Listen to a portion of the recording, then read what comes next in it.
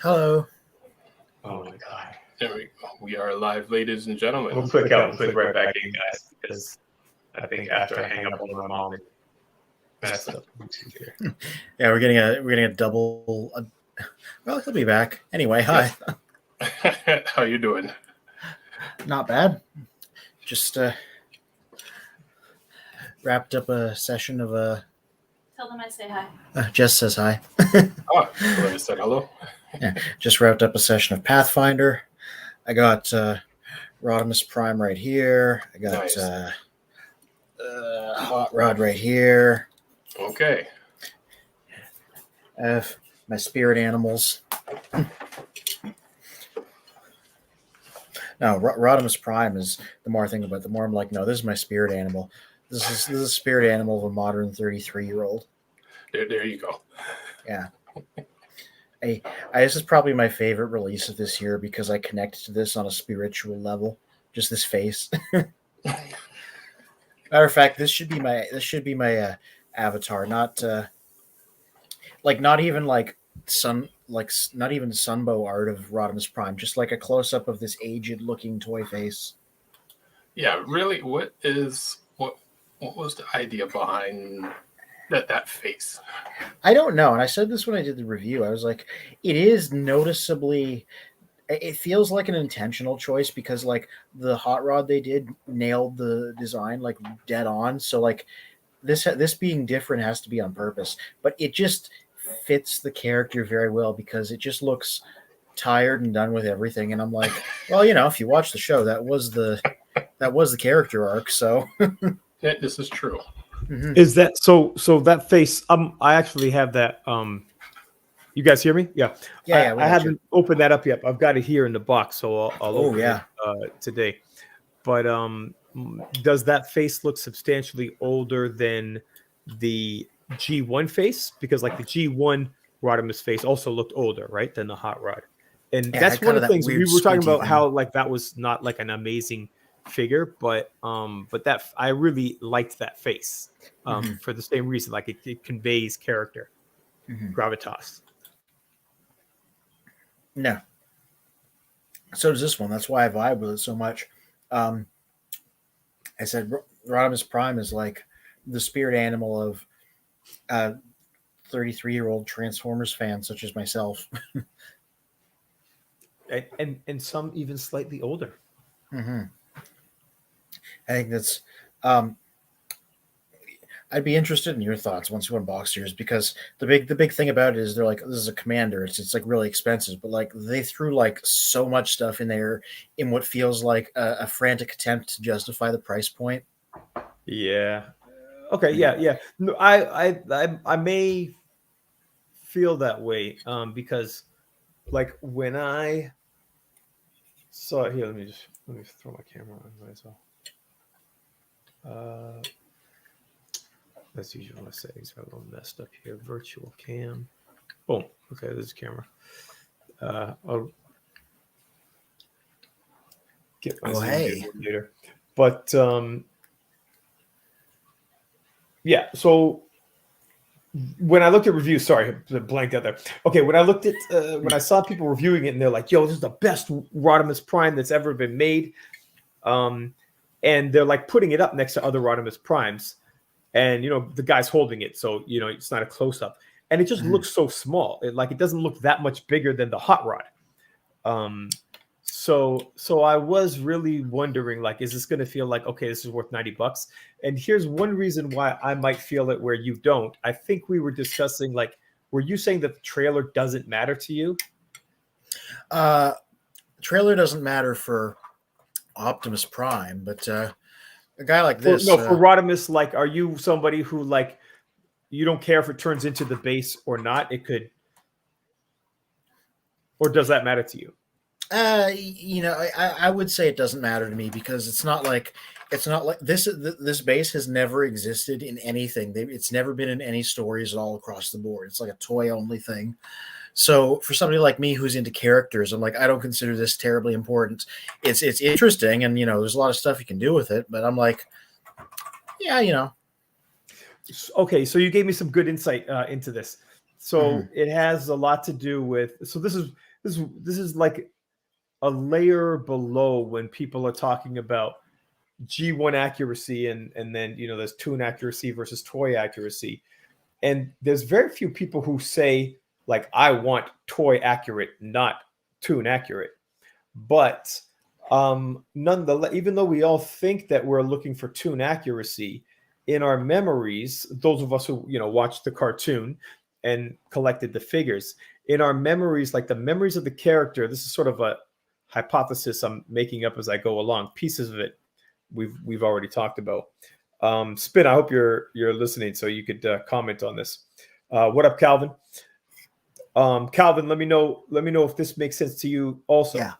So you know how like through the hobby over the last 5 years or 10 years, people are arguing about masterpiece characters or sometimes mainline characters, like how accurate is it, how tune accurate is it. And when we were arguing about accuracy, I think that the reason why some people remember it differently is because, like, in some ways, although I know like certain toys were drastically different than cartoon, right? No relation. But other ones, like my memory of the character, even though I think it's the on-screen character, it really is a mix between the toy I played with and the on-screen persona, right? So you introduced to Hot Rod and Rodimus like after you had seen the movie, and this is after it had come out to the theater, right? Whereas me, I think Spin, we got a number of those toys and we're playing with those toys before the movie came out. So when I think back to Rodimus Prime, and I never even realized this, I guess, like when MPO8 came out, we're all talking about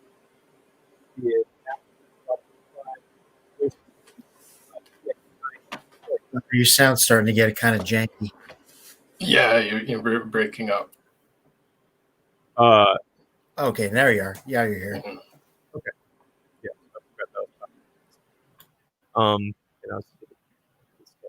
So the point is, the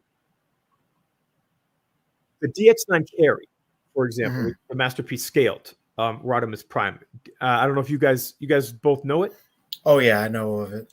Right. So the cool gimmick was that the trailer folds up into the robot, so there is no trailer at all. Right. He's all like complete. So it's Rodimus Prime, just like on the cartoon. He goes from his Winnebago into his robot mode, and that's what you get with DX9 carry. You don't get that with the masterpiece version.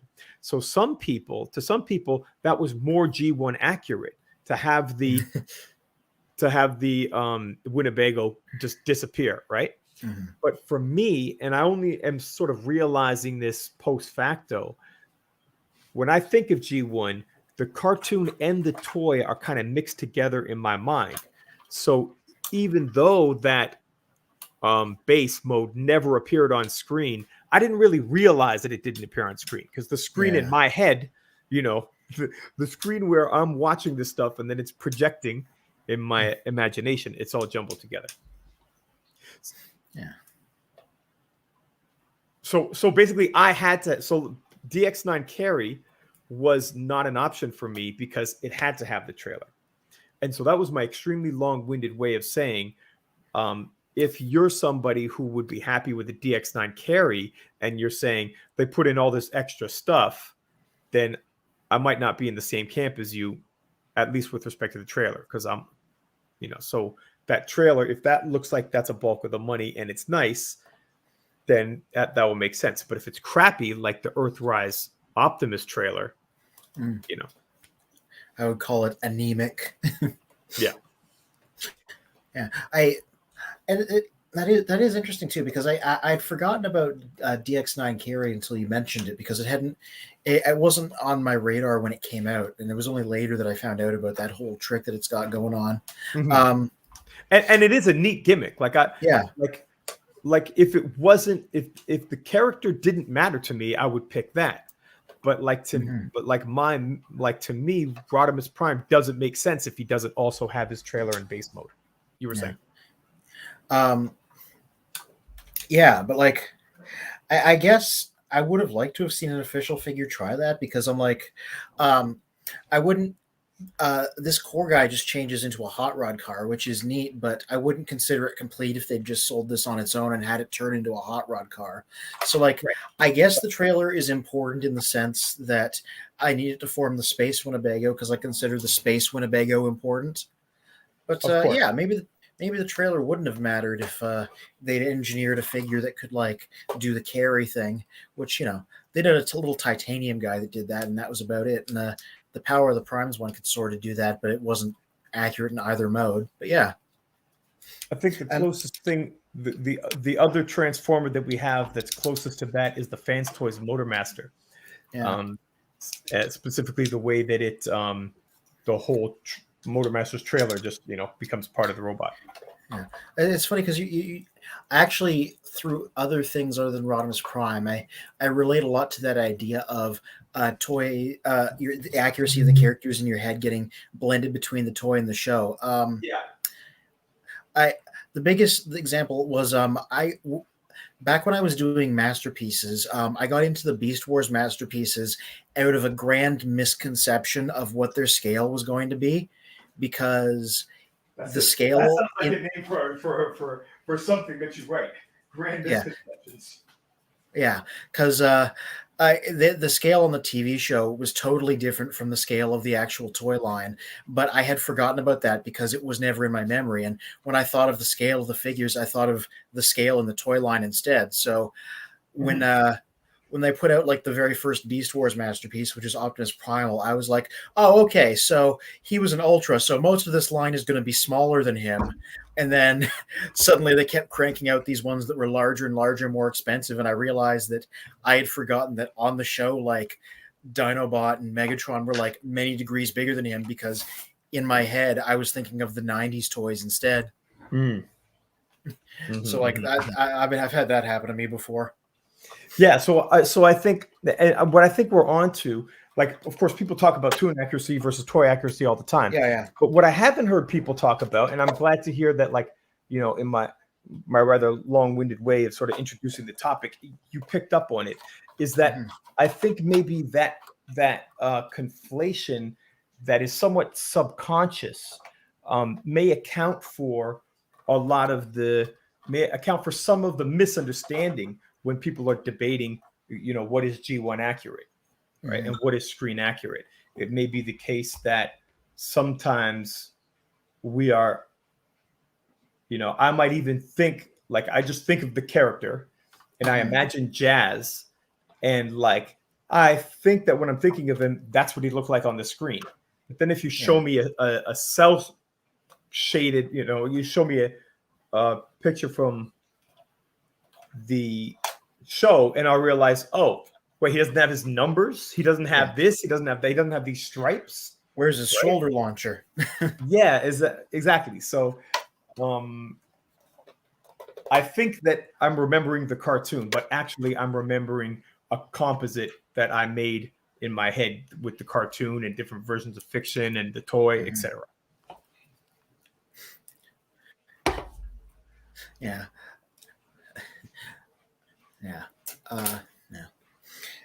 That also happened to me a lot with. I'm just looking at our excellently designed graphic here. It distracted me.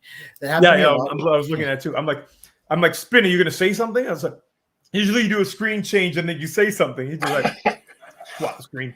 Just quietly doing stuff in the background. Yeah.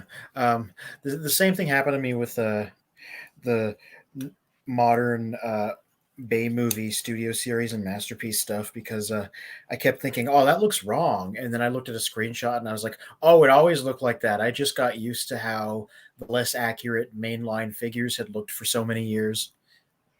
I think it was when they did movie masterpiece Ironhide, and I thought he had these like weird troll proportions with like a big head and a kind of a dumpy body, and then I realized that no, he always looked like that. It's just that all the figures they did for a long time made him proportioned more like a regular human man.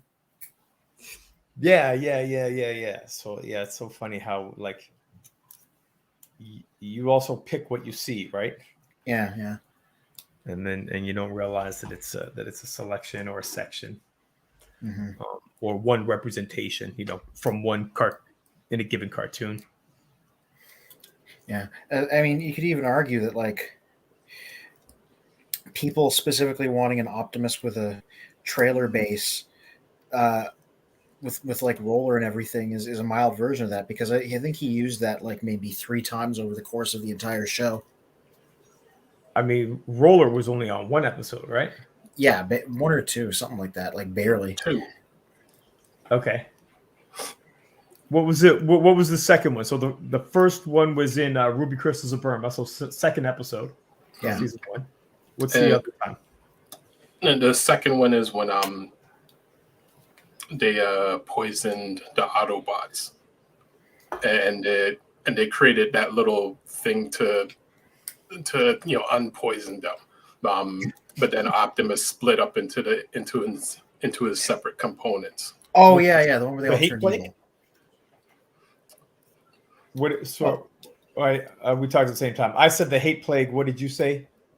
No, The one where they no, turned it was evil. years before the hate plague. You guys are talking at the same time. Anthony, what did you say? The one where they turned evil, Attack of the Autobots. Right.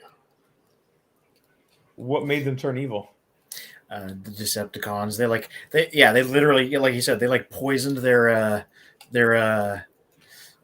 recharge slabs or whatever. Right. Those tricky Decepticons. Very deceptive. Yeah. All right. So today, Spin, do we have an agenda? I mean, obviously, we have our topic today. Is Orlati going to be joining us? Do you want to give us a quick intro? Obviously, Anthony is going to be the star of this evening's show. Mm-hmm. You and I, we'll come back with the quizzes at the end of his presentation. Well, I wasn't aware I had to make a presentation. I just have a lot of opinions. Yeah. I mean, it's basically just you and I are the same. Like, whenever it's our turn to talk, we do a presentation. Oh, yeah. Well, the agenda is going to be going over the weekly news, and then going into our main topic. There's people banging around my front door. I'll be right back. Yeah, no problem.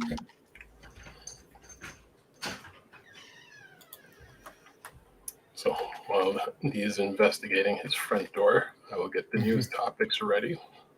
Yeah, I can jaw about that. You know me. Yes. As you were, ladies and gentlemen. So Spin, sorry. We're going to do the news and then go into the topic? Or Yes. All right. All right. Well, without further ado, what's up with you?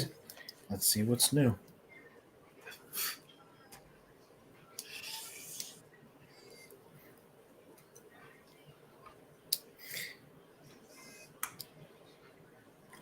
Is this the this is the this is the channel standby as the news prepares to roll? Putting on the news rolls on the old. Oh my God! What is that? Oh, okay. Oh dear. I know what that is. If our news expert is saying, "What is that?" I look. I've been busy the last couple days. If it happened in the last 48 hours, I might not have heard about it. I found something neat to show you guys. Super 7 Transformers Cyborg Bumblebee. Oh, one of those things. Yeah, that's one of those gigantic things that look like 70s vinyl toys. They did one for Megatron also. That is such a niche thing. Those are like expensive too. Those are like hundreds of dollars, I think. Really? Yeah. But they're like for people that were fans of like Shogun Warriors back in the day and stuff. Okay. Let's do this. Spin before we start discussing a topic. When you get to it, just read the headline first, so everybody knows like what we're talking about. So Super 7, Right. Cyborg Bumblebee, and that showing the box and the figure, or is that just the box art? It's hard for me to tell. Like on the right hand side, the box and and the figure. Sorry, the left hand side is the box, and then the right hand side was the figure outside the box. Well, yeah, let's see.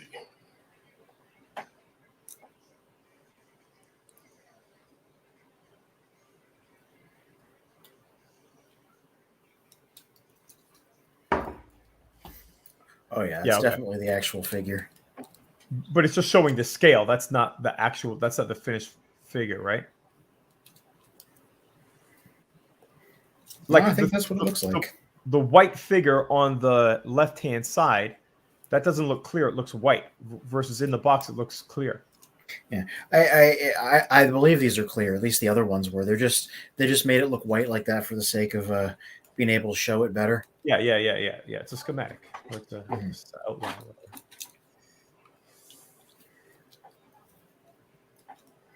Yeah, super niche thing. It's like more power to the people that enjoy that. This is for I guess 70s toys lovers. Yeah, 11-inch figures. Geez.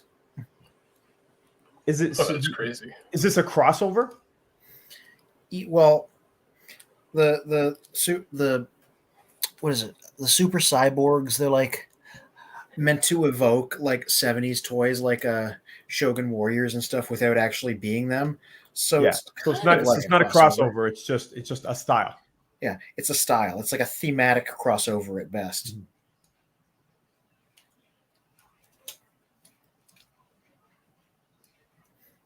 Yeah. Oh yeah, that's my review. My old review of a Siege Voyager Soundwave. This isn't coming soon because I got a queue of things to talk about, but that's especially relevant because I did manage to get Netflix Soundwave while I was at the convention. So I thought it was interesting to have a look back. I'm going to keep that to myself. More or less than retail? More. Okay. All right. But I will say it was facilitated by the fact that I was selling a lot of figures at that convention, so I definitely... Yeah, it works out for you. You condense the collection into what you need. Yeah. But yeah, this is a look at the Siege version, which is way more easily available and changes into the lamppost and is one of the earliest Siege figures. I decided only to get the black one. And I never did get that one, but I heard good things about that version. And for a character that changes into a very undefined alternate mode, he was a pretty good representation of the character. Now, you said this is the Siege one. Yeah. And there's a Siege one and there's also an Earthrise one? No, there's the Netflix one, though it is spiritually an Earthrise one because it was released at the same time, basically. Okay. But there's two different models, like within this most recent trilogy. There's two versions of Soundwave, right? Yeah. So you're saying the second one, the only way to get the mold of the newest one is the Netflix one? Yes, that is the only way they put it out. Okay. So the one that I have, which is the black one, what's his name again? Sound Blaster. Sound Blaster, yeah, thank you. So Sound Blaster, but is that the newer mold, or was Sound Blaster made with the old mode, and then they made a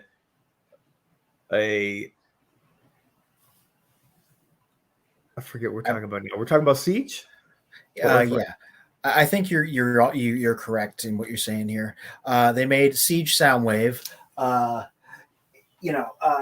Okay, they made Siege Soundwave, and then they recolored him black for Netflix. They recolored him black for the Soundwave for Netflix is a new mold.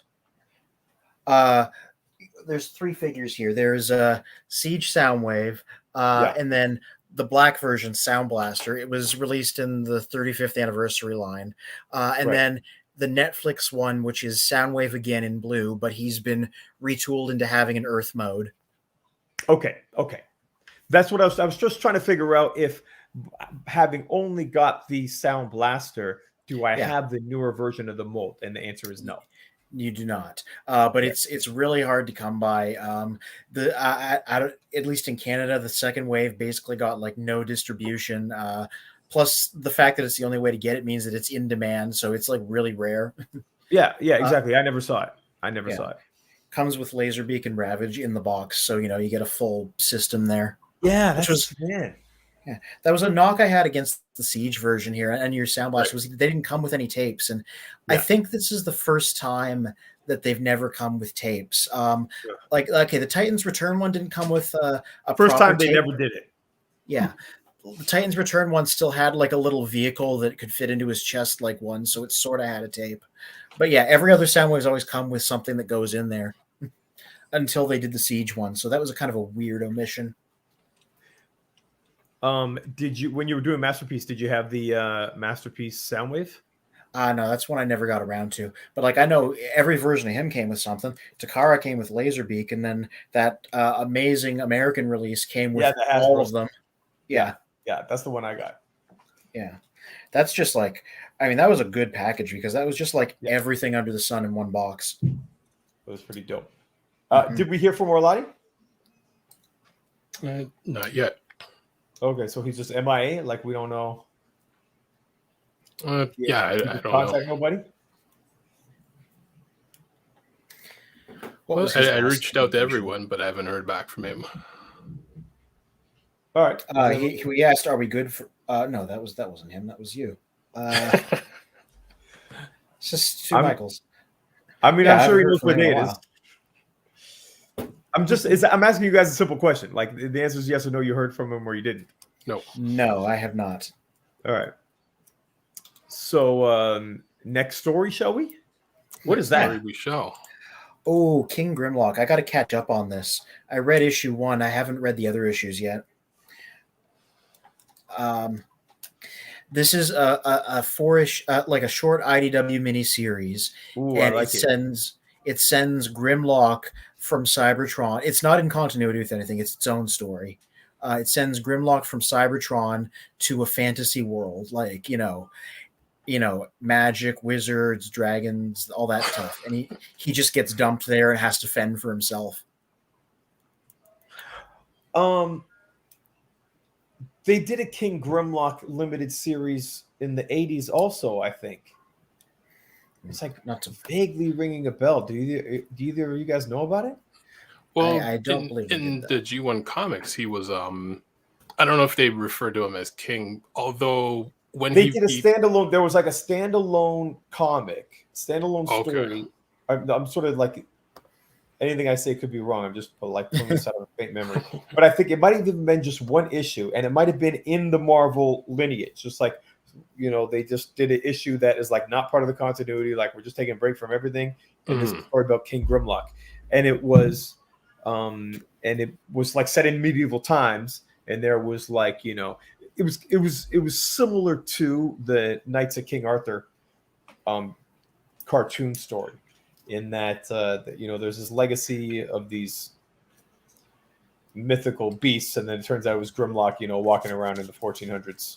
Right. I got no knowledge of this. Yeah, I've never heard or seen of it, but I mean, it may exist. I Well, I could have made it up. Let's see. I'm going to Google it. So, like King Grimlock 84 Marvel Comics. Let's see what I get. Over to you guys. Actually, what year did the comics come out? Was it 84? Yeah, 84 is when they started. Okay. Yeah, no. I only read the first issue. I got the other ones waiting for me at the comic shop. I gotta go have a look. But it was an interesting start to a story. Because it just like he gets plopped down into the middle of this fantasy kingdom, and they brought him there because they wanted him to defeat an evil wizard. But Grimlock's like, no, you have to do it yourself if you want to earn this, and he just kind of wanders off, and that's where they left it. Wow. It was interesting. I'm interested in seeing where it goes. Well, I mean, it's partly Grimlock's personality of, at certain times he's like, just fight your own battles. I'm not interested. Yeah, I mean, It was in character for him. It was very much a cartoon version of Grimlock, like not a Mhm. dopey one, but like survival of the fittest type one. Yeah, which it's just unfortunate. Over the years, they've given Grimlock that kind of that dopey, character, personality to him, or just the sidekick of the franchise. Yeah, it was really a post movie thing with him on the cartoon. Um, yeah, well, I mean, sometimes that's been an interesting take, but I do kind of prefer the like warrior barbarian thing, and this is very much cut from that Yeah. cloth. Yeah. The first issue even ends with a character sheet, like a D&D style one, having been created for him, like just for the Nice. audience to look at. Okay.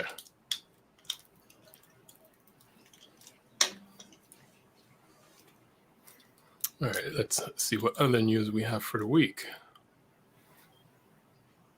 Oh yeah, that big one there, of Yes. course. Yep. The first member of the new Masterpiece Raiden, the train bots. This is a big deal because they've been in like development hell for a long time. What's his name? So yeah, I've watched a few videos on this, people commenting on it. Have you guys seen what the Zeta Toys version looks like? Oh yeah, they're going to be in direct competition. The Except the Zeta Toys apparently picked a different train bot member to start with. Like their first one's on its way too.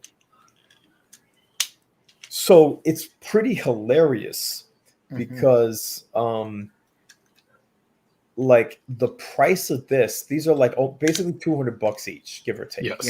Yeah. That's been the ongoing comments I've seen about it.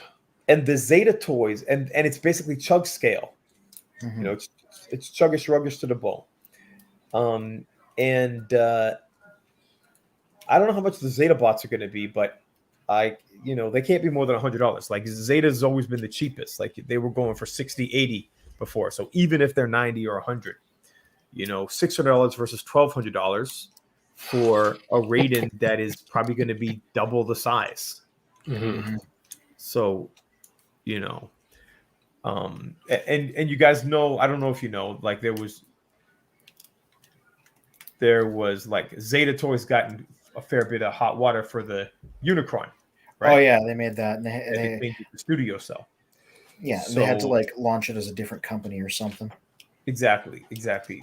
So like, let's hope that doesn't happen here, because these Takara, train bots. Happy to hear what you guys think about them, but like, I don't care about the train bots, very much. But like, if it's a good combiner and it is G1 and it's a good price, I'll get it. So these ones I'm out on, but the Zeta ones I might be in on. What do you guys think? I've heard a few interesting things about the official one. One is that same with the US as in Japan. They're aiming for train fans as well as Transformers fans with this one, That's which cool. is partially That is a how cool they got thing. made. Okay. Especially because like Japan loves trains, like more so than railroad people over here. So Yes. these guys have the official ones come with like bits of track to lay down and stuff too. So they're very much trying to hit that whole other much older, much train. more. The model train people with this one. That's very interesting. Yeah, and also like the bits of train tracks and things they come from, like the Diaclone figures that the originals were repainted from had those, so they're restoring those accessories basically for this Masterpiece version. Nice.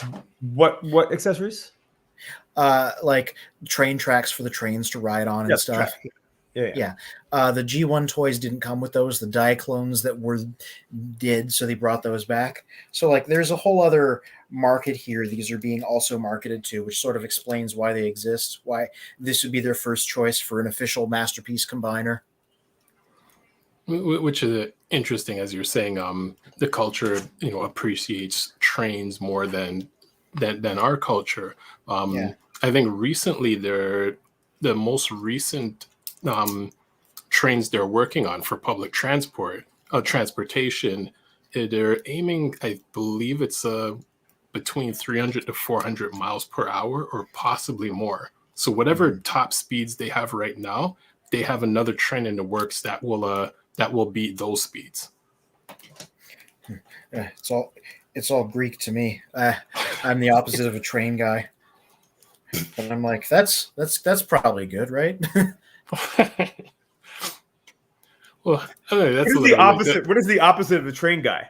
I'm trying to. I mean, that if we're too. speaking, I mean, if you ask Octane, Yeah. he'll tell you. He'll tell you.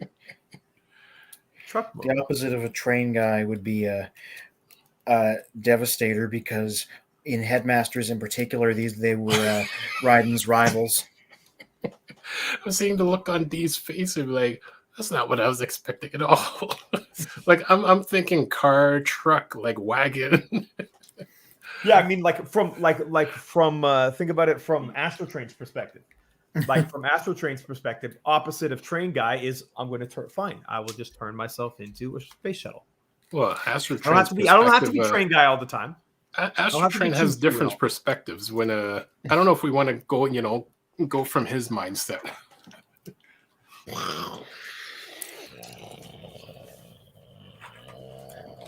What's his mindset? That's an OG one, eh? Yeah, my camera's acting funny, or I would show my my Astro Train. This is not an OG one. This is not an OG one. However, funny that you guys are bringing up Astro Train. Here's an OG Astro Train. Ooh, nice. Yep. Is that MISB. Oh. That's right. Is that a reissue or is it the like original? It's not the original, but there are two here. One of them is a Chinese KO, and the other is the Walmart re-release from like 2 years ago. Oh, nice. And they are pretty damn indistinguishable. Oh, I don't know if that. I mean, it's a good thing for you. It's a bad thing for the company, probably. Yeah, I'm a little confused. This is a real one. This is a real one. But yeah, it is hard to tell. The cardboard on aside from like the minor print differences and stuff, the cardboard on the fake one is just a little less glossy. It still has some gloss, but it's a little bit like not quite as good quality printing on the cardboard. Oh gosh, what do we have here? My Amazon set review. What a strange pair this was. You have like an obscure Beast Wars character, and then you have like the most common, well-known G1 car ever. Yeah, but both of them at the beginning of their respective series that they show up, they're flying and then they get shot down by Decepticons. Yeah, I guess that sort of works. Yeah. This is a hard set to come by. But like this Sideswipe is like people said the Siege one was a small masterpiece. This really is like a small masterpiece. They made this guy look dead on with all the retooling and repainting that they gave him. Do you like him as an action figure? Do you like him better than the Siege version? Oh, that's the thing. I do, but like I like didn't want to be taken in by it. I was like, they can't. How much can they improve this? And then I was like, oh goddamn, they did improve it. Okay. Yeah. Okay, so aside from giving it a Lambo, like an actual, Earth mode Lambo, is the action figure itself better? It's got brighter colors that just look nicer. They exchange a lot of the silvers for whites. He's got these like nice painted weapons. He actually comes with like all of his accessories, including like his pistol, and with the Siege one didn't quite come with all of them. Yeah. And like Sideswipe was already a very good tooling, and they just like these increments just made it look so much nicer and like feel a bit more complete. Okay, so there's no actual difference in the engineering? No, he has been retooled, and what's been his car mode's been changed basically. Like all the parts that change into his car mode have been retooled. Yeah. But like, if you've messed with any copy of the mold, you know exactly what he feels like because that part hasn't been changed. Okay, yeah, that's what I meant when I said like, is the action figure any better, any different? But that's the same Yeah. in terms of the way I was thinking about action figure. But I take your point. Like, this is a better toy. It's a better package. Like, they got the colors are nicer, et cetera, et cetera. It's all in the aesthetics. Right. Yeah, and maximal sky warp there is interesting because Air Razor's probably one of the best of the Kingdom toolings. So if you had to pick somebody to do this random retooling of, that's a good choice. Okay. And like, I had Magna Boss as a kid. I don't have him anymore. So having at least one part of him like replicated so in like weirdly loving detail was like a big hit of nostalgia for me. So that's why I was into the other half of the set. A remake of who? Of what? Magna Boss? Yeah, the Beast Wars Combiner. This was one of the 3 members of that team. Oh, okay. And it was, even though this was a totally unrelated tooling, just like with a changed head and a different paint job, it like was weirdly close to what I remember it being like. Yeah, that's neat when it's like that. Yeah, and they obviously only went with this because they were just like, everybody has to get a retool. Who the heck can we retool Air Razor into? They just were like, one part of Magna Boss. But for what it is, it worked out very well. You know what's funny about so you're not collecting Masterpiece even for the Beast Wars. You're not in on Beast Wars Masterpiece either. No, I got priced right out of that market pretty much the moment Dinobot dropped. But here's the thing too. I think like I've intuited this for a long time, but I never like said it out loud. I think that the reason why Masterpiece, like I don't think they've actually made anything that really should be called a Masterpiece Beast Wars figure. Here's why. Because like think to the original idea of Masterpiece, right? What are they doing with the Masterpiece Transformers? They're making these highly they're making it more real, right? So they're increasing and making it more real and making it more aesthetically making the vehicle as good or better, as a real world model representation, and then making the robot look as smooth and as articulated and as and resemble the cartoon figure. So there was a lot of work to do there, right? There's a lot of engineering to get a specific look. But with Beast Wars, they're not trying to make it look any different than it did. And so like it's whatever extra engineering that they add, if it's still gonna like in the end be a shelf armor with the animal skin and arms hanging off the back, like that's not a masterpiece, right? A masterpiece would hide all of that. A masterpiece would turn it into a humanoid figure where you don't see all the animal kibble, except for Megatron's hand is the head, so that's acceptable. What do you think? And I mean, I agree. That was the other reason I stopped getting into them, was I didn't really dig what they were doing with it. They were aiming for hyper animation accuracy, the same as the current crop of Sunbow masterpieces. Yeah. And but the thing is, it doesn't make sense because it's a different kind of art, right? Yeah, I feel that. I think the Kingdom versions of these designs have had better ideas with it by going for like realistic animal modes instead. But like, you had they go for more realistic animal modes. Yeah. God, who's changed right now? I mean, like maybe it's a bad example. That would make sense if like the animals looked more real. Yeah, like some of them are more people have like affectionately compared like Cheetor and Tigatron and Rhinox to like the little vinyl animals you get out of at the zoo or something, but like in a good way. Right. Okay. Yeah. As in an accurate way, like that's accurate. Yeah. Like when they transform just right and you could be fooled for thinking it was one of those instead. Funny. Yeah.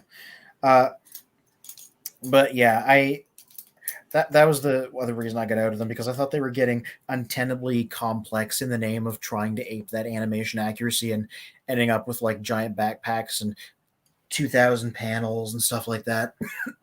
I heard But when they're trying to get that animation accuracy, weren't the G1 toys already animation accurate?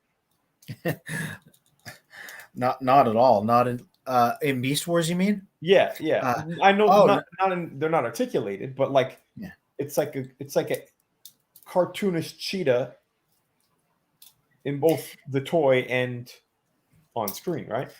Less than you'd think, especially the season 1 guys. It was the same as with the actual G1 guys. They were fairly altered in the transition from toys to CGI models. Oh, okay. I didn't realize that. I thought they were the same. Yeah, no, they went through some changes too. A lot of them had, different faces, different proportions. I would compare it to. It's not quite like Ratchet and Ironhide bad, but it's more like toy jazz versus animation jazz, to use your earlier example. Yeah. Okay. That's a good. Yeah, that's a good. Yeah. Or like how a lot of the first series of mini-bots just didn't have faces, and the show just gave them all faces. There was a lot of that in Beast Wars, Oh, I didn't realize that. I thought they had learned their lesson by that point. Yeah, no. Characters like Dinobot, Air Razor, had like mouth plates, and they just gave him faces on the show. Optimus Primal, he had an Optimus Prime head with the mouth plate. The show made the choice to slice it and give him a mouth instead. Interesting. Why did they do that? I don't know. Maybe they wanted him to be able to emote more. People with mouths are more relatable. Yeah, maybe. Yeah, they did the thing that the Michael Bay Optimus did years before, where the cartoon depicted him with a fold up mouth plate. He just rarely folded it up. Yeah, I don't mind that interpretation. Mm-hmm. That way of making sense.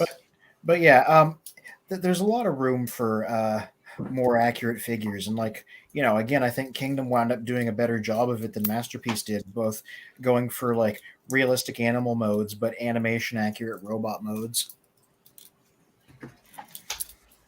Cool. Well, you learn something new about Beast Wars every week. Every week. It's almost like you should just watch the show. Hint. Well, I mean, then what would be the point of watching Children of Primus? This is where I get my Beast Wars information. Or you can watch the show and then relate, relate with us afterwards. Yeah, impressions of somebody that's never watched it before. Right. That's what I bring to the table. Everybody has to bring something. Yeah. I have an objective view. I'm not biased by having seen the media. Watching media is for suckers. Right. You suckers. But it is 8:53. So boy. 7 minutes, and we will go into our main topic for the night, which I know Anthony is waiting to jump on that topic. I'm gonna need some prompting. I didn't prepare any remarks. I just knew that I could go off about it. You know what? That works. Yeah.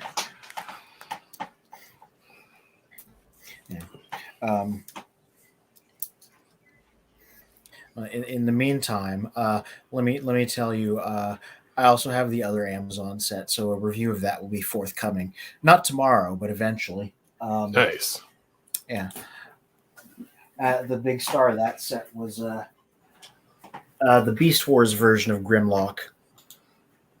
The G1 Dinobot as a raptor. Okay. Yeah, and unlike like most Beast Wars characters were like name slaps, but this actually like when he came out back in the 90s, he had a bio note that specifically said, "This is G1 Grimlock. He's come to the Beast Wars. Now he looks like this." Interesting. Okay. Yeah. So and the original toy was a Dinobot repaint, so they repainted Kingdom Dinobot into this one. Okay. Yeah. So this is like another deep cut, and of course he came with the G1 Mirage that everyone wants. Right.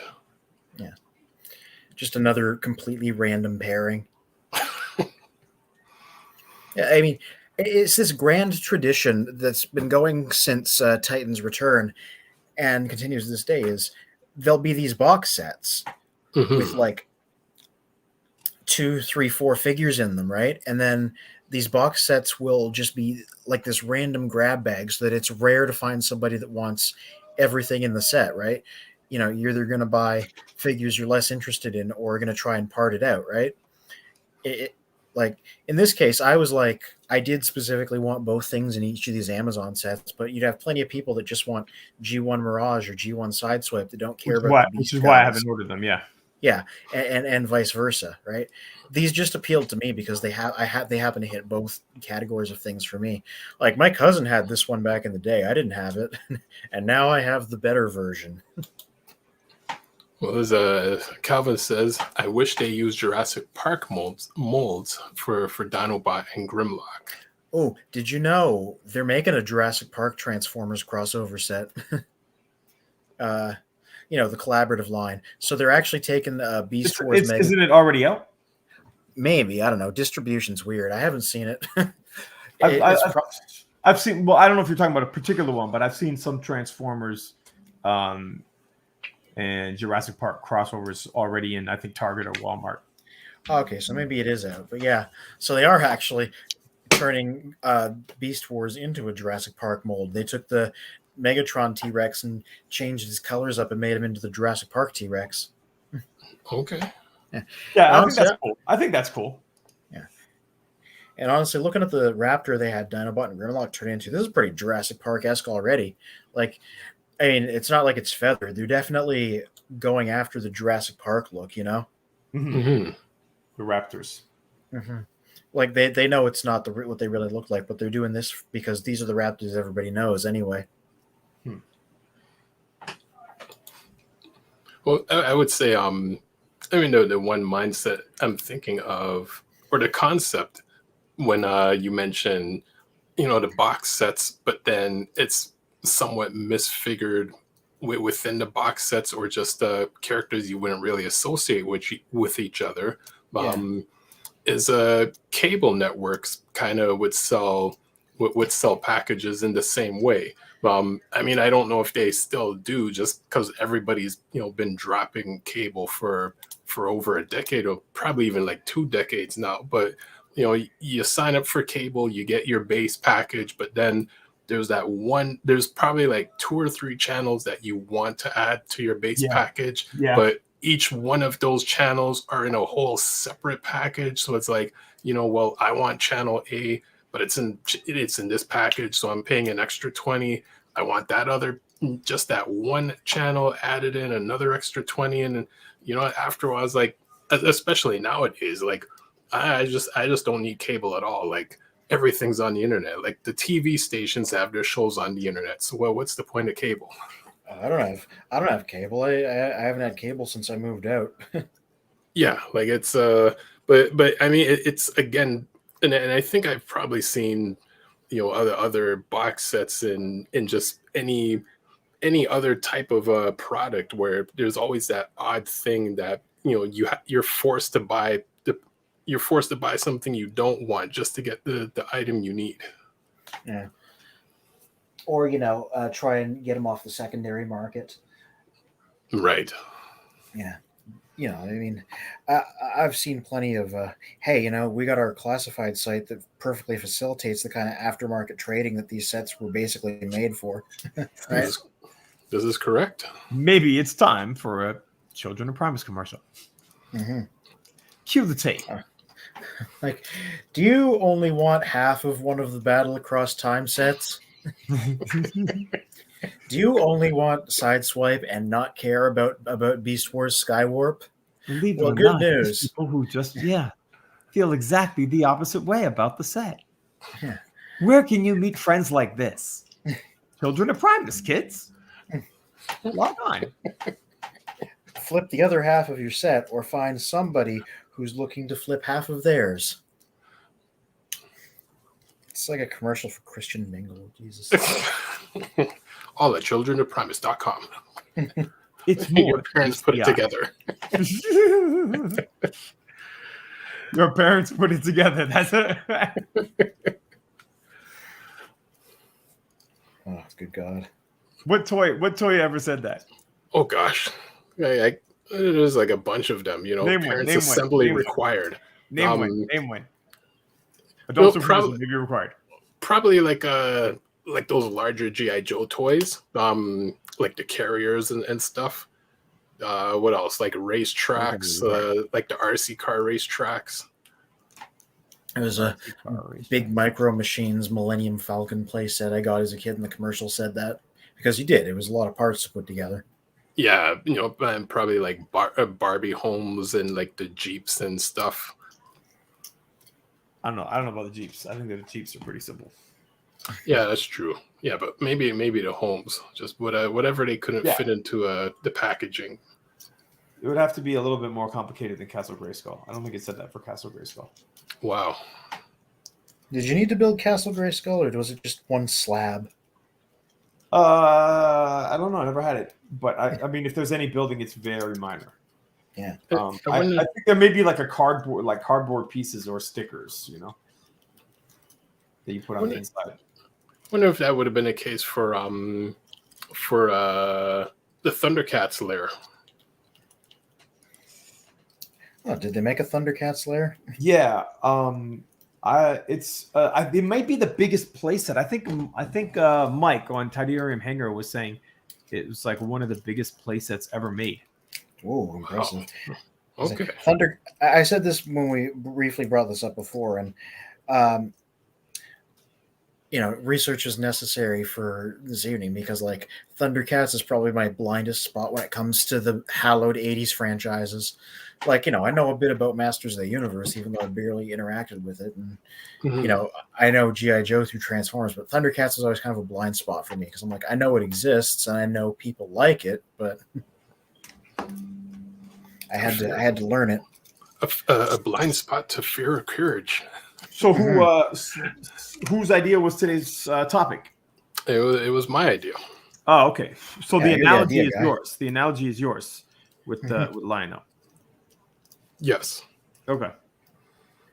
I mean, funny enough, I haven't watched Thundercats since the 80s, but I rewatched that first episode just to pick up on the key similarities, which a lot of things in a lot of series, a lot of things are based from like the very first episode. Like when you rewatch the series, and I'm like, wow, the entire blueprint of the show and the series was right in episode 1. Yeah. Right, you didn't understand.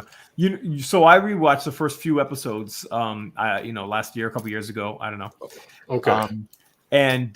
But what I was struck with, I remembered it pretty well. Like I was an avid, watcher of Thundercats when I was a kid, and I had a few figures.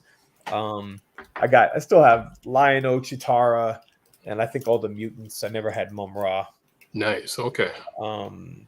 But the thing that struck me, can one of you guys mute your mic? He's transforming stuff. Yeah. The thing that got to me though, like when I was watching it just like a couple of years ago, was like how explicit the colonial language is.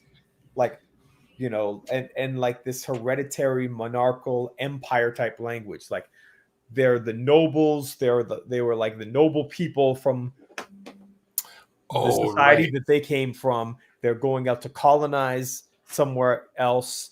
These other men are beast men, right? They're all subhuman. It's all these subhuman, and I think they even use the language of other races.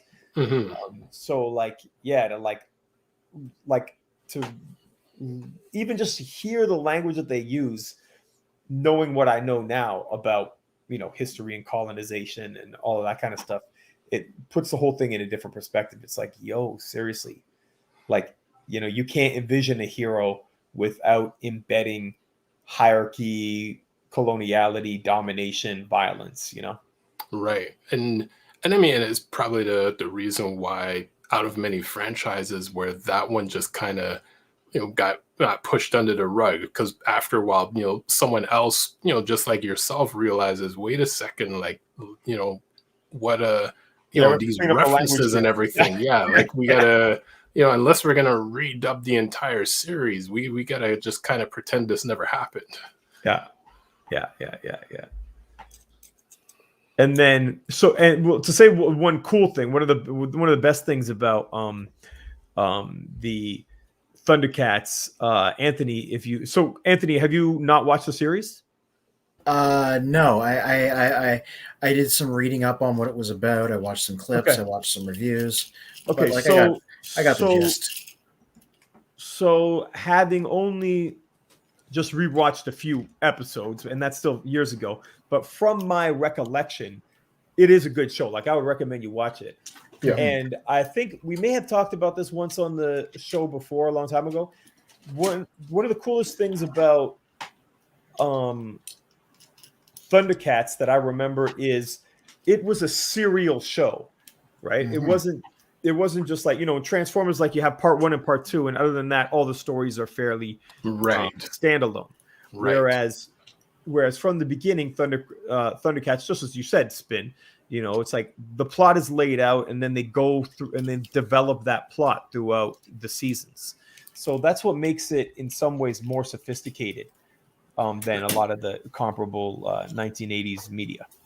And then the one thing that that I do remember somewhat more than the earlier part of the seasons, because I don't recall how many seasons they had, but it's in the later season when they went back to New Thundera and they rescued Linkso, Amira,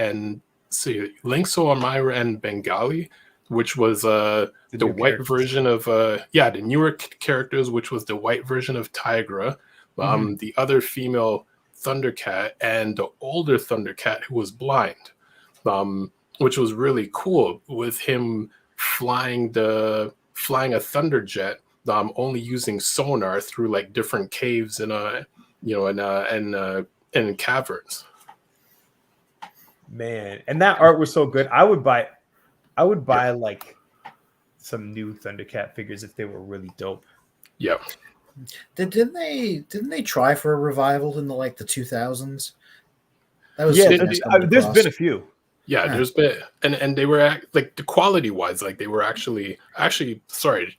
There's been a few good ones that had really great quality, and then there was that really bad one, I think Thundercats Ho, which was so cartoonish that even the people behind it, like, apologize to everyone. Oh yeah, you're talking about Thundercats Roar, the one that was like a satire. Yeah, it's it was a satire. It was a satire onto itself. Yes. Delacroix. That's right. Precisely. Yeah. Yeah. Now that you mention it, I'm like, yeah, I remember people being like mad about that, but at the time I had no background to have an opinion, so I was just like, all right, you do you. Well, I think some months ago they were saying that there was supposed to be a version of Transformers that was kind of similar to that, goofy type of artwork. And I think that was an April Fool's prank. Okay, I guess people didn't read it that way, because a lot of people were running with it, and just kind of worried of, like, of all the variations, let's hope this one doesn't actually happen. God, yeah. There's a new show there's a new Transformers series. It's going to be it's going to be made by Nickelodeon, so it'll be on that network. And people are like, "What's that going to be like?" We don't know anything, so it could be anything. But you got me thinking. Yeah. Yeah, that's already a warning sign. weren't they the people behind Avatar though? I might be wrong about that, but I'm surprised. I'm not sure, but I would be surprised because I mean everything Nickelodeon is just Disney-ish kiddish shows. mhm. uh, Avatar: The Last Airbender. Uh, oh yeah, no, Nickelodeon did Avatar and Korra, so like, nah, they doesn't necessarily mean it's automatically going to be like that. Okay. All right, 1 out of 100. Yeah, yeah. I mean, it's too early to have any sort of comment on that because we don't know. We don't know a title. We don't know. We just know it. There is a show, and it is being made by Nickelodeon, and it is a Transformers show. That is the Right. extent of it. That's it. Yeah. Yeah. But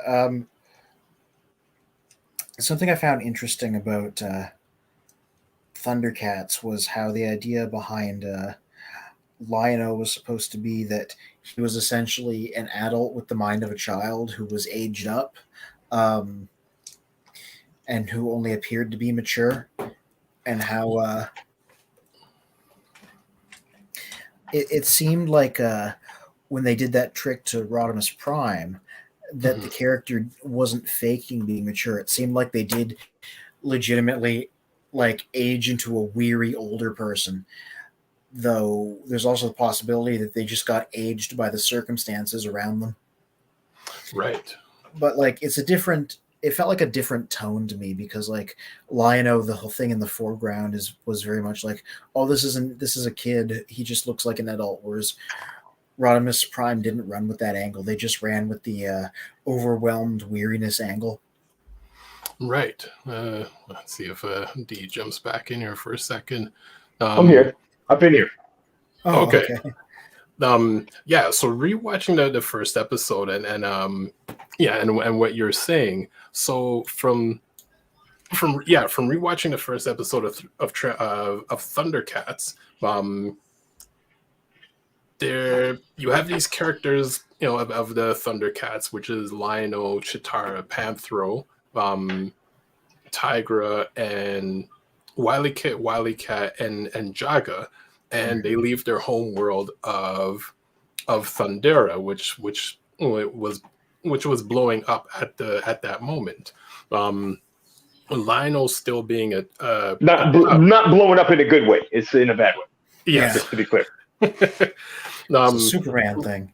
Yeah. So exactly. I mean, how many times are we going to play that story out?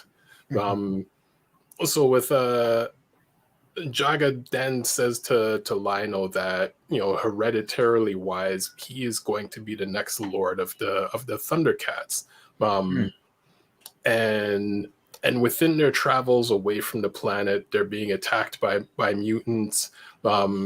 And the ship gets damaged, and what I didn't realize is they had a convoy of ships. There was a convoy of Thundercats that were flying with them, so it wasn't just the one ship. But all of the other convoys were destroyed because they were going for the Sword of Omens. So they didn't destroy that ship; they just wanted to capture the sword. Lionel was able to fight, like the Thundercats and Lionel were able to fight off the mutants, but the ship was damaged and they had to find the closest planet to land, leaving Jaga, who was the head of everyone, to fly the ship. But he instructed the rest of the crew to go in these stasis pods that would then take them to whatever planet they land on. But he would have to stay behind and sacrifice his life to guide the ship to that planet. What he did say was, with each Thundercat in the stasis pod, they would it basically it suspends them while they're traveling, but they may slightly age. Within Lionel's case, his pod was damaged, which they don't really explain in that episode. So he goes in the pod as a 12-year-old. He comes back out of the pod being 24, whereas like everyone else relatively stayed their same age. God, what a dark premise. And like, your planet is dead. Your friends are dead. You're the last of your people. Well, I think for a number of years, like people were starting to notice a lot of Disney movies. Cartoons kind of starts off with like a dark, violent premise within the first 10, 15 minutes of the movie. And I'm like, it's one thing where you're like, okay, you're bringing like a bunch of like 6, 7, 8 year olds to a movie, and somewhere along the way there's going to be like some sort of violence that you may have to explain to the child. But this isn't the first like 5, 10 minutes. The movie's based on that violent premise to begin with. Yeah, I'm just God, like even Transformers wasn't that dark. I mean, they never suffered like global extinction, at least back in the day. True. They're Let's see. on. They're on the verge of extinction, right? That's literally the term they use, and they also use the term races at the beginning of the Transformers media.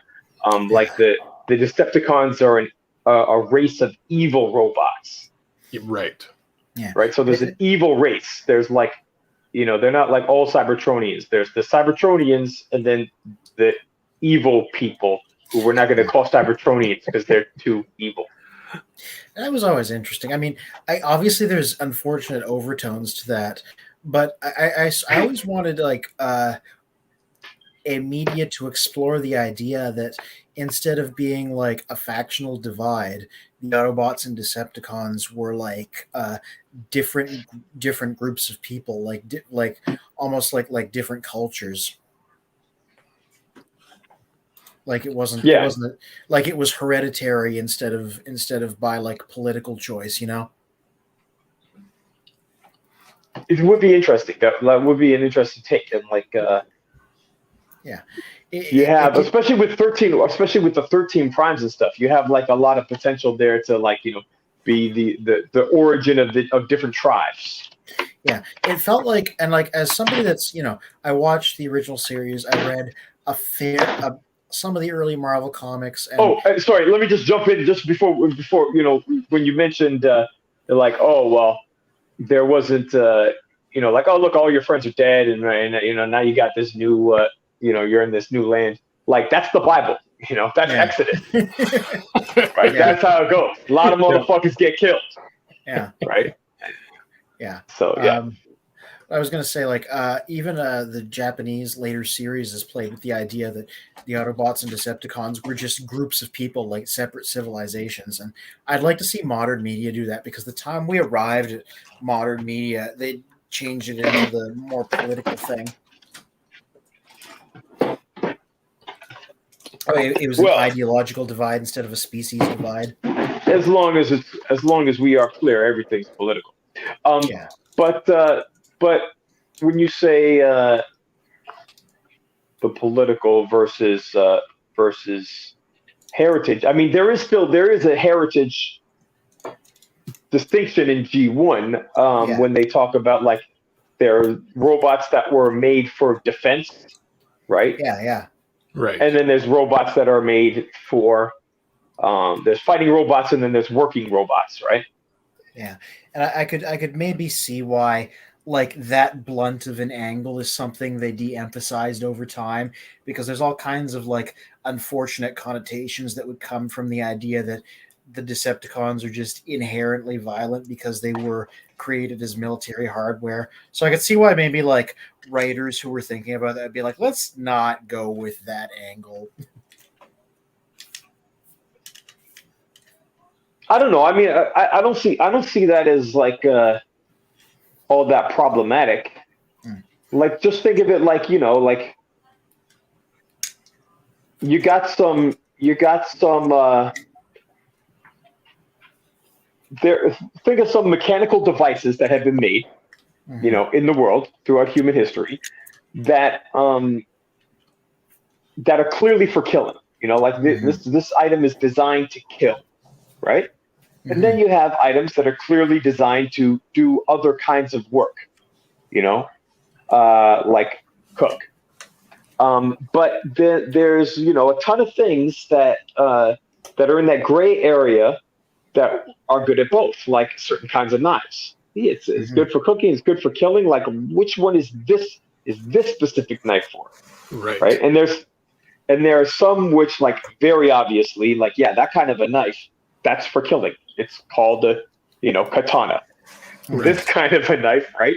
It's like it's made for buttering your bread. Like, that's not a good killing instrument. But then you got a whole range in the middle where you could say, no, it's not meant for that. You could say, well, maybe they're not selling it for that reason, but come on, like, this design. So I think that really could go to, you could apply that to technical things, right? Car to a tank to a missile, right? Like a missile for sure, car, legitimately not militaristic, a bunch of things in between, Yeah.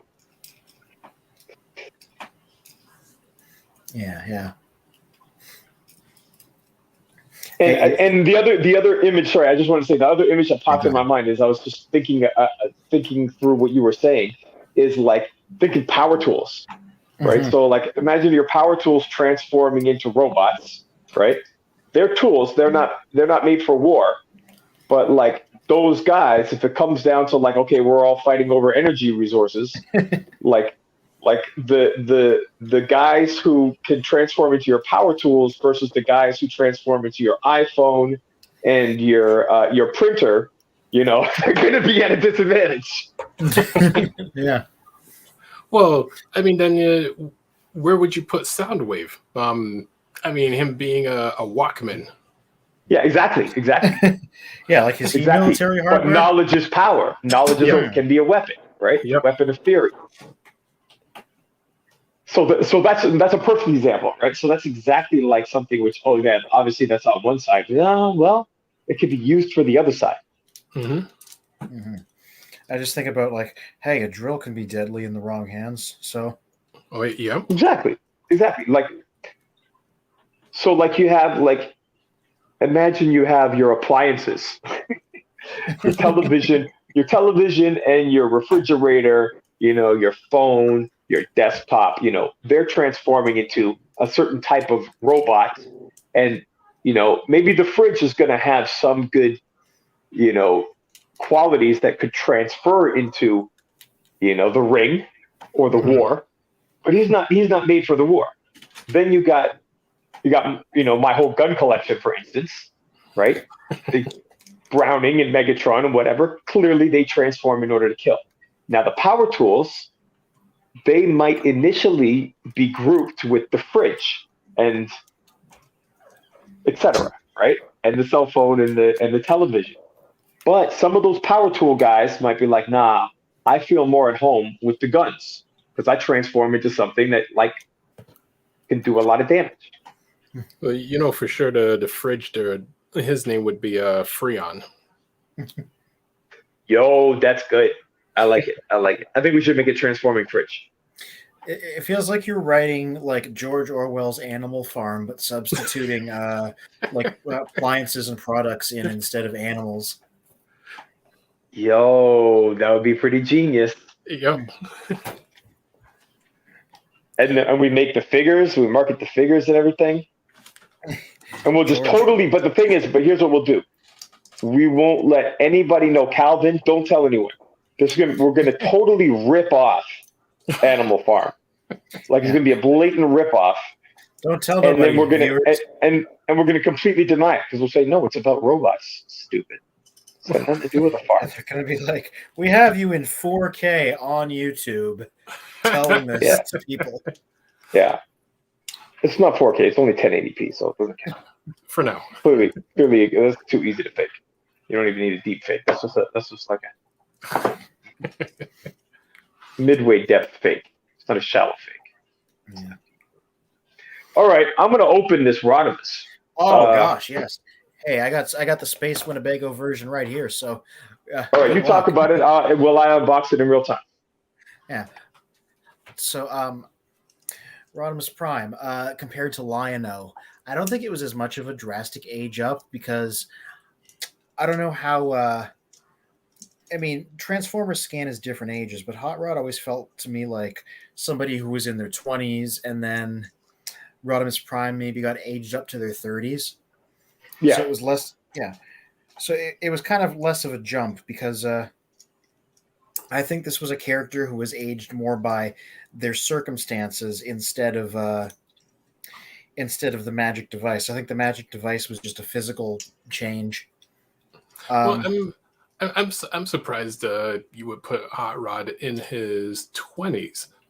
yeah. And this would go into the point that I wanted to wait for this episode to go with, because the personality and how he was depicted in the movie, he's more of a, I mean, not drastically far off in age, but he's more of a 15, 16-year-old than a 20-year-old. Interesting. I didn't. Why 15? Wait, Why would you sorry? say 15, 16 as opposed to 8? Why would you say 15, 16 as opposed to, say, 18, 19? Yeah. I mean, he just he was still relatable to Daniel, which I don't recall how old Daniel was, but it's one of those things that you see happen with children of certain ages. Say for instance, if you have like, a child who's like, say, just under 2 but learning to speak, but they have an older sibling that's maybe like 4 or 5, the younger child may still be learning how to speak, but the older child fully understands what the younger child is saying. And at 18, 19, say between 17, 18, 19, you're at that age where it's like, well, I would rather more hang out with the older kids, go to parties and do things. And I'm not really interested in hanging out with this 8-year-old. Whereas like Hot Rod was fully hanging out with Daniel and then like really enjoyed it. Like he was more interested in hanging out with Daniel than really with anyone else. See, I never Okay. read that. Okay. I never read that scene as like. I always read that scene as like the kid needed to be babysat, and Hot Rod was a good sport about it. He wasn't Ditto. necessarily there by choice. Like he wasn't grumbling about it because he's he's a good guy, but like Right. it was more so like this was a job that needed doing. That's how I saw it too. Yeah, I will say like the brilliant thing about it is we don't agree on what age he is, but there's no wrong answer because this is not a literal thing. It's a it's up to our interpretation. Right. Yeah, I tended to read. Yeah. Well, I would say it's interesting is watching the first episode of Thundercats again. Lionel, actually, when Lionel then becomes the adult and his guardian Snarf brings him the teddy bear, he immediately turns to him and be like, I'm a grown man now. Like, don't bring me, like a teddy bear or like toys. Even though he just became a grown man, like in the space of like, overnight, so to speak. Does he really think that, or is it like does it have the tone of he's performatively acting that way because he thinks that's how he's supposed to act now? Yeah, I think you may be missing, like although Spin, like what you said is true. The stasis chamber broke. Now he's old. He was a kid. Now he's an adult.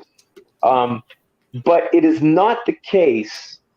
In my reading, my remembering, Anthony, you're asking this question of like, is he faking being an adult? Like throughout the whole series, he is like still very young. Like he's young, he's naive on the one hand, but on the other hand, he is Lionel. So he is also an adult, right? So maybe you can think of, and here's the reasons. It's why he's not just like any 12-year-old, right? Because he's destined for this role, right? The secret powers of the universe. It's God's crystal. It's the Tesseract. It's the Matrix. It's the Sword of Omens, right? This magic thing was always going to turn him into this, great hero, great king, right? So he came to it a little early, but what he's doing throughout the series is he is becoming that adult. He just was forced to grow up a lot faster. So Yes. I think it really is the same the same story that is implied with Rodimus, right? Like when he transforms, like whatever age we think he is at the beginning of the movie, Mhm. you know, it's clear that he's supposed to be older now. It's not just that he got, some Transformers, just some new armor, right? He didn't just Yeah. get stronger. He didn't just get bigger, right? His face changed, his voice changed. Yeah. The the implication is that, you know, that something magical happened beyond just making him bigger, right? Mhm. Like he gets all this wisdom from the Matrix, and I think it's the same thing with the Sword of Omens. The Sword of Omens is giving um, Lionel guidance and knowledge, and it's like magical powers too. Like they don't say that, but like this spiritual, magical kingliness essence, right?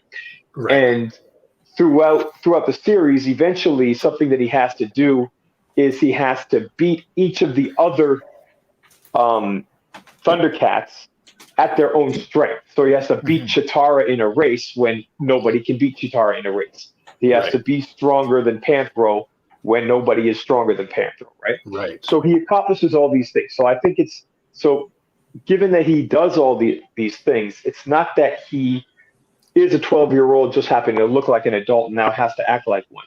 It's a 12-year-old who all of a sudden had to become an adult. And then Mhm. is this adult in becoming while still having these vestigial traits of being 12 years old because he skipped that time.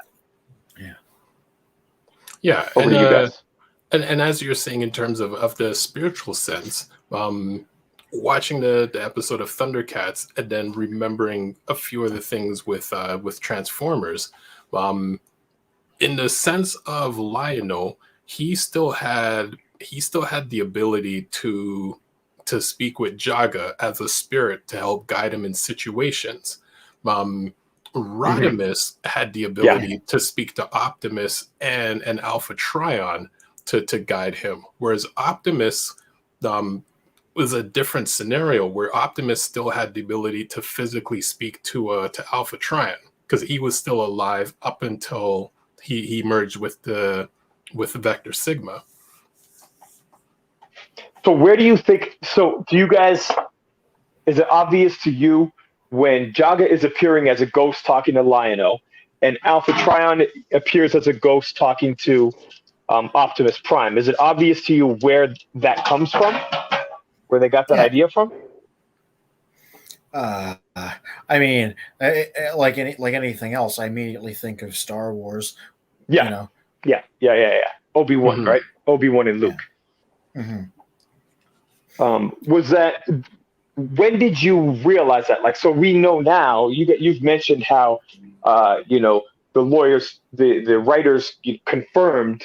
I don't think they did that, in the decades in the 80s, right? They confirmed post facto, um, you know, years later that RC's head sculpt is sort of shaped after Princess Leia's buns, right? Right. And Springer is like Han Solo. But they didn't talk about that in the 80s, right? That's something they talked about later. So it was up to us to it was up to fans to sort of guess at that and say, oh, do you think really is it a coincidence? But basically all this stuff is a Star Wars ripoff. Yeah. Like Simba talking to Mufasa, the exact same thing.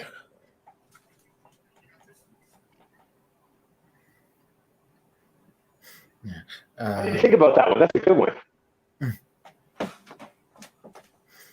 I never thought of that as a Star Wars knockoff. Yeah. Actually, I'm trying to think of it now. And then, sorry, go ahead. No, you go ahead. I was just thinking, is especially in the last few years, there's so many references of that, and again, it's Hollywood recycling the idea. So we go from Optimus and Alpha Trion, Lionel to Jaga. Now we've got Simba and Mufasa. Then we've also got T'Challa speaking to King T'Challa. And then we also have Thor speaking to Odin. So in every reference, the son ends up getting guidance or speaking to this spiritual form of their father.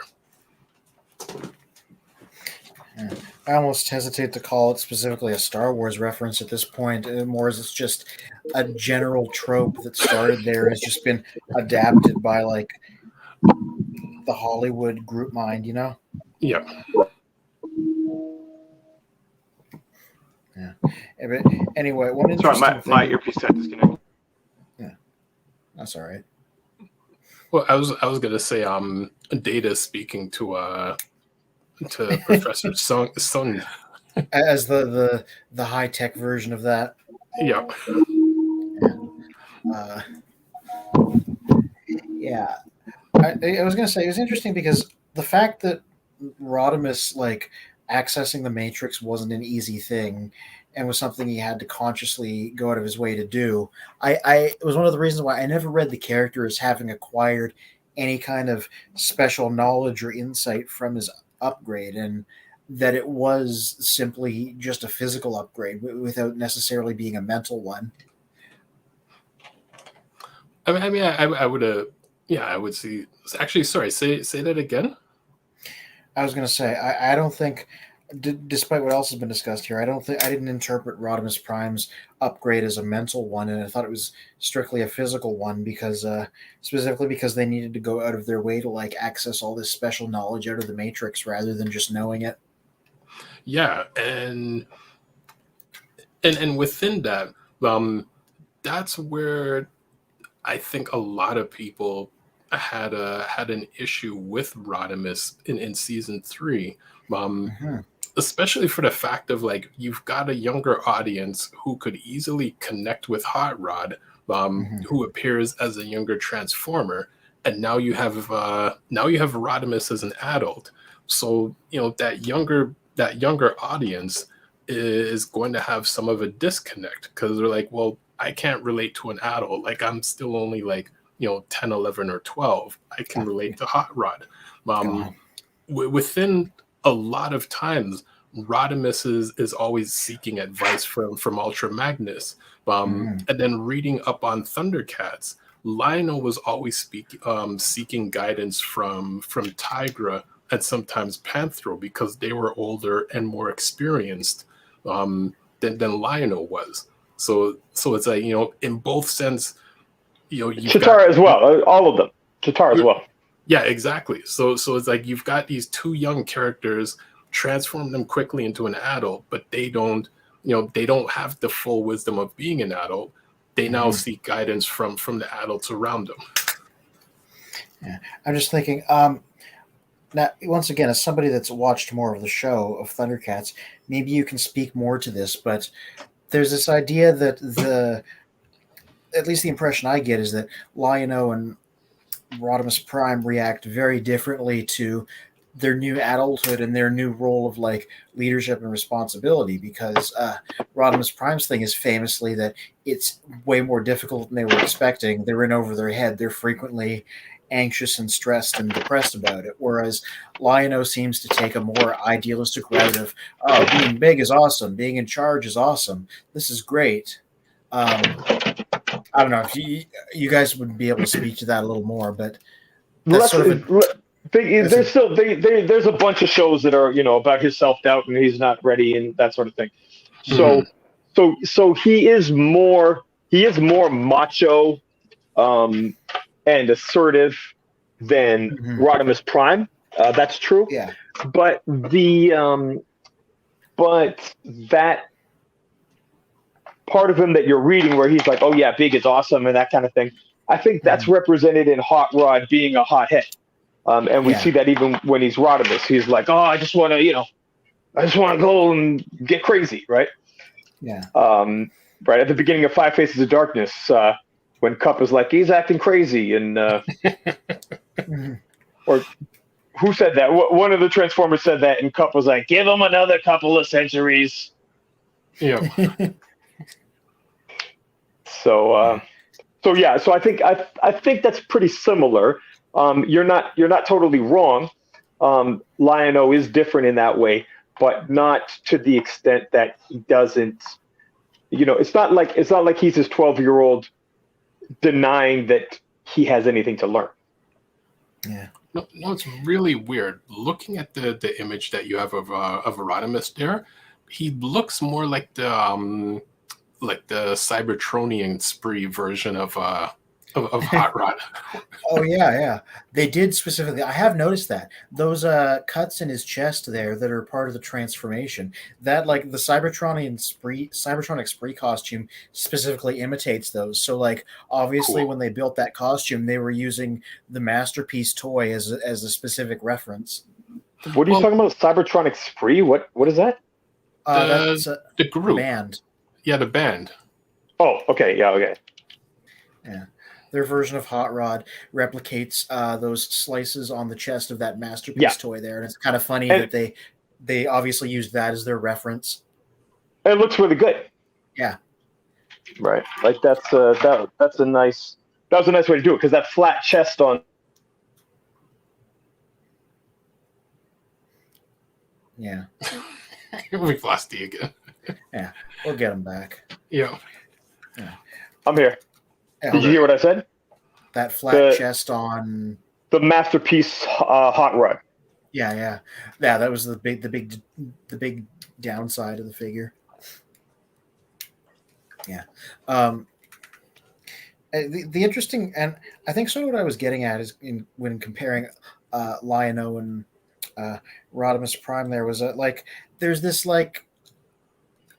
and I could see why kids didn't really connect to Rodimus Prime back in the 80s, because there's sort of a weird kind of interesting thing they do with his story there, where where we leave him at the end of the movie, he's basically gotten everything that you would expect Hot Rod to have wanted, right? Because he was always kind of chasing glory and always kind of trying to get recognition and a good and so suddenly he's the leader, he saved everybody, he gets to declare peace, he gets to look great, and then we cut to him at in the third season, and it turns out that everything that he wanted is perhaps not as great as he thought, because leadership is hard, and it turns out another crisis has started and he didn't think he was going to deal with it, and he's finding it very difficult, and But that's sort of the arc of his story. clarify this. Two questions. Mhm. First part is, did he want to be the leader? I remember, he doesn't want to be bossed around. He doesn't want to be lackey. But did he want to be in charge? That's one question. And then the other question is, which if not, that would make him different than Lion-O, by the way, because Lion-O did, right? And who is this guy? That is question number B. Firebolt, Hot Rod's target master. Yeah. Okay. Firebolt. Yeah, I was going to say no. That's Hot This Rod. guy's got some pretty good articulation right here.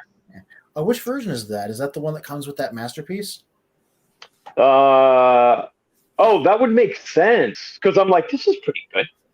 Mm-hmm. I know he Does came the with masterpiece come? Did the masterpiece come with the target master? Oh wait, no, probably not that one. The American version added it to make it worth it, and then it also got reverse. Takara did a Target Master Hot Rod later that also included it. Well, there's two possibilities. Mhm. It's either the masterpiece one, which I didn't realize, and that would make sense, but or isn't it the one that you have that goes with the Rodimus that we were complaining about, that giant one? Oh, Hoodlum.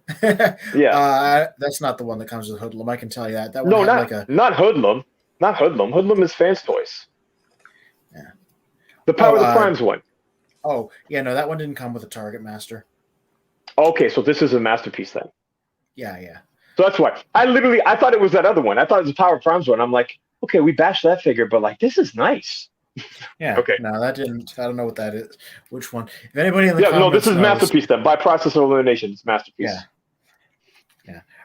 But yeah, no, Hot Rod never specifically said he wanted to be leader, so that's another thing. He never wanted to inherit that role. This is probably the worst Hot Rod ever. Yeesh. No, they made some Yeah. bad ones, right? They made some terrible ones. Yeah, that one's not a bad figure. It's just not a great hot rod. Okay, that's fair. I don't know.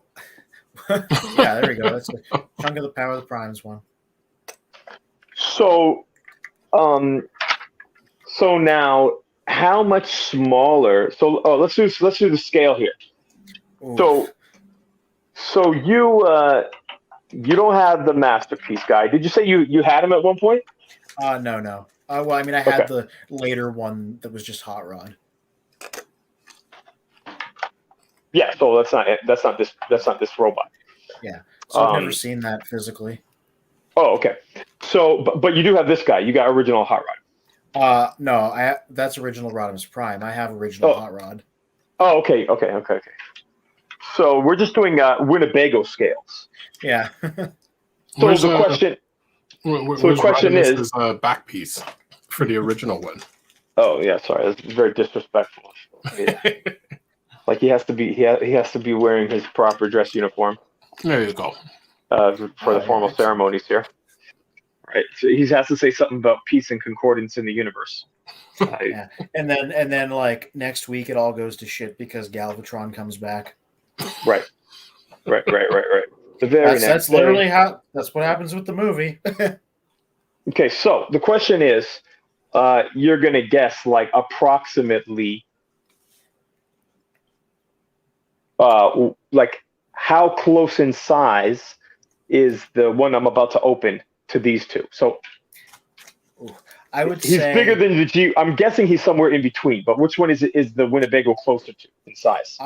I'm gonna go with the masterpiece one entirely because this is a meaty slab of a base on the one you're about to open, so it definitely skews larger. Like that is where like a big chunk of the money went. So Yeah. So that's why I'm taking it here and putting this question on the table, just so that we drill home the question that you asked me, right? Because the question that you asked me really will hinge on does the base feel like a good value, or does it feel like, okay, here, this is a shell, this is some extra plastic that we're charging you an extra $50 for. Yeah, you picked a good way to display this because I think the whole thing comes out of the box in robot mode and with the base unfolded, so you don't even have to transform it to figure it out. Oh, nice. Okay. Yeah. However, I think it came out in robot mode. I don't remember. I know the base came out at least. Yeah. Yeah, it's funny because I appreciate Rodimus Prime's story more as an adult than I did as a kid, which makes me go like I understand why he was like unpopular back in the day and why he was like the franchise one of the grand old quote unquote sins of the show's third season. Yeah, I mean, I wasn't that kid. Like I didn't cry in the theater. I was like, but I had seen a lot more killing. I had watched a whole bunch of killer movies by that point. Unlike some of the kids that age. But like I was irritated because I went there to see Optimus Prime, so I was like I wasn't happy with it, but I got over it, as the movie went on. Yeah, and as somebody that like didn't have that vintage experience because Generation 2, I didn't see the movie or the third season until years later. I just knew this whole opinion by reputation, and it wasn't until ages later that I actually saw it after having already heard all of this, and I was like, oh, this is all right. Yeah, exactly. Like it's not really. I think sometimes when the story is told about, they killed off all the original characters in order to, they did this sort of debased commercial thing, which of course makes it seems to suggest sometimes when the narrative is told, it seems to suggest that because of that toy motivation, they were not able to make a good film. They were not able to make a Transformers movie sort of worthy of the name, worthy of the franchise, worthy of Optimus Prime. I think, and not that they would say that directly, but I think like that's sometimes how it sounds when they say, kids went there to see a movie about their hero Optimus Prime and they didn't get it, right? So that can be, that's true, but that's totally beside the point that it's a good movie.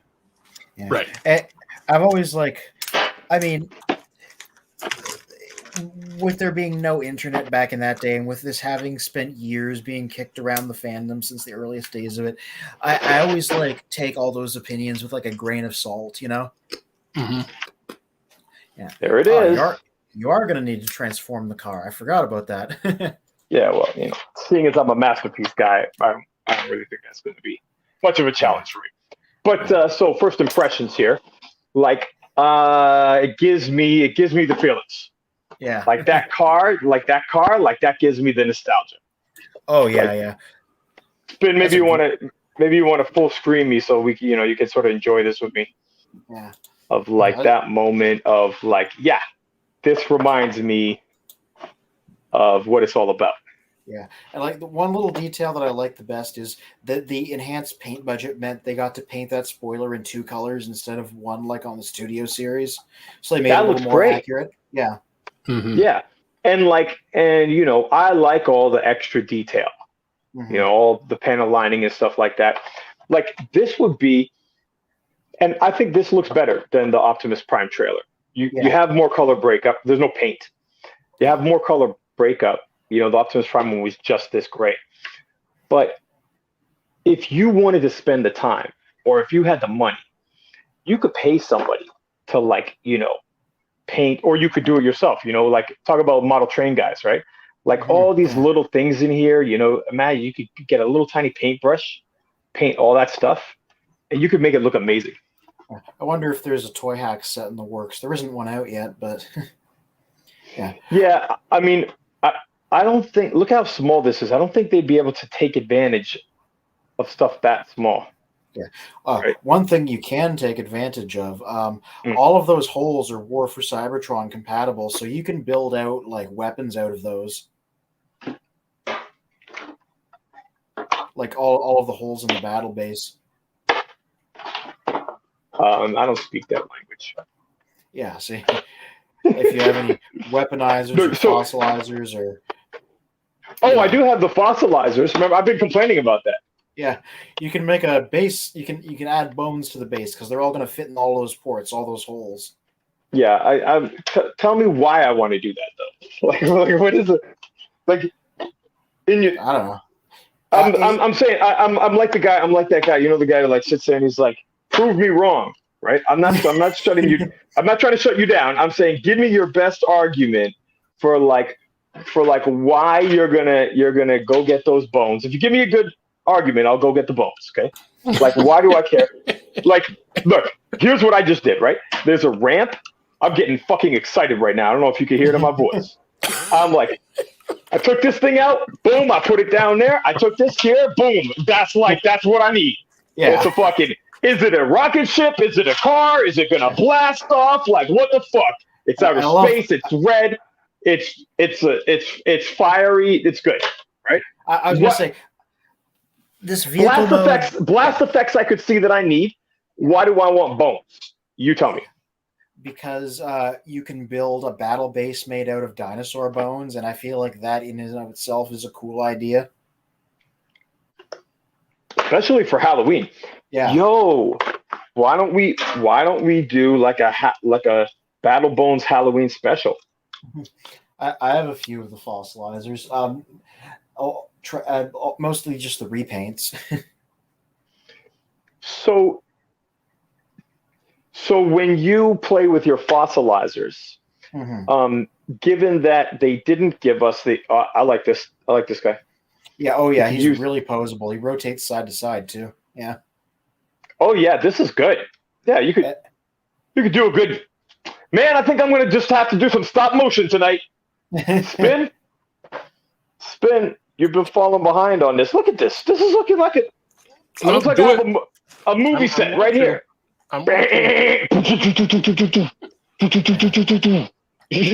Yo, this is a dope cannon. Well, what's funny is as you were as you're playing around with Hot Rodimus over there,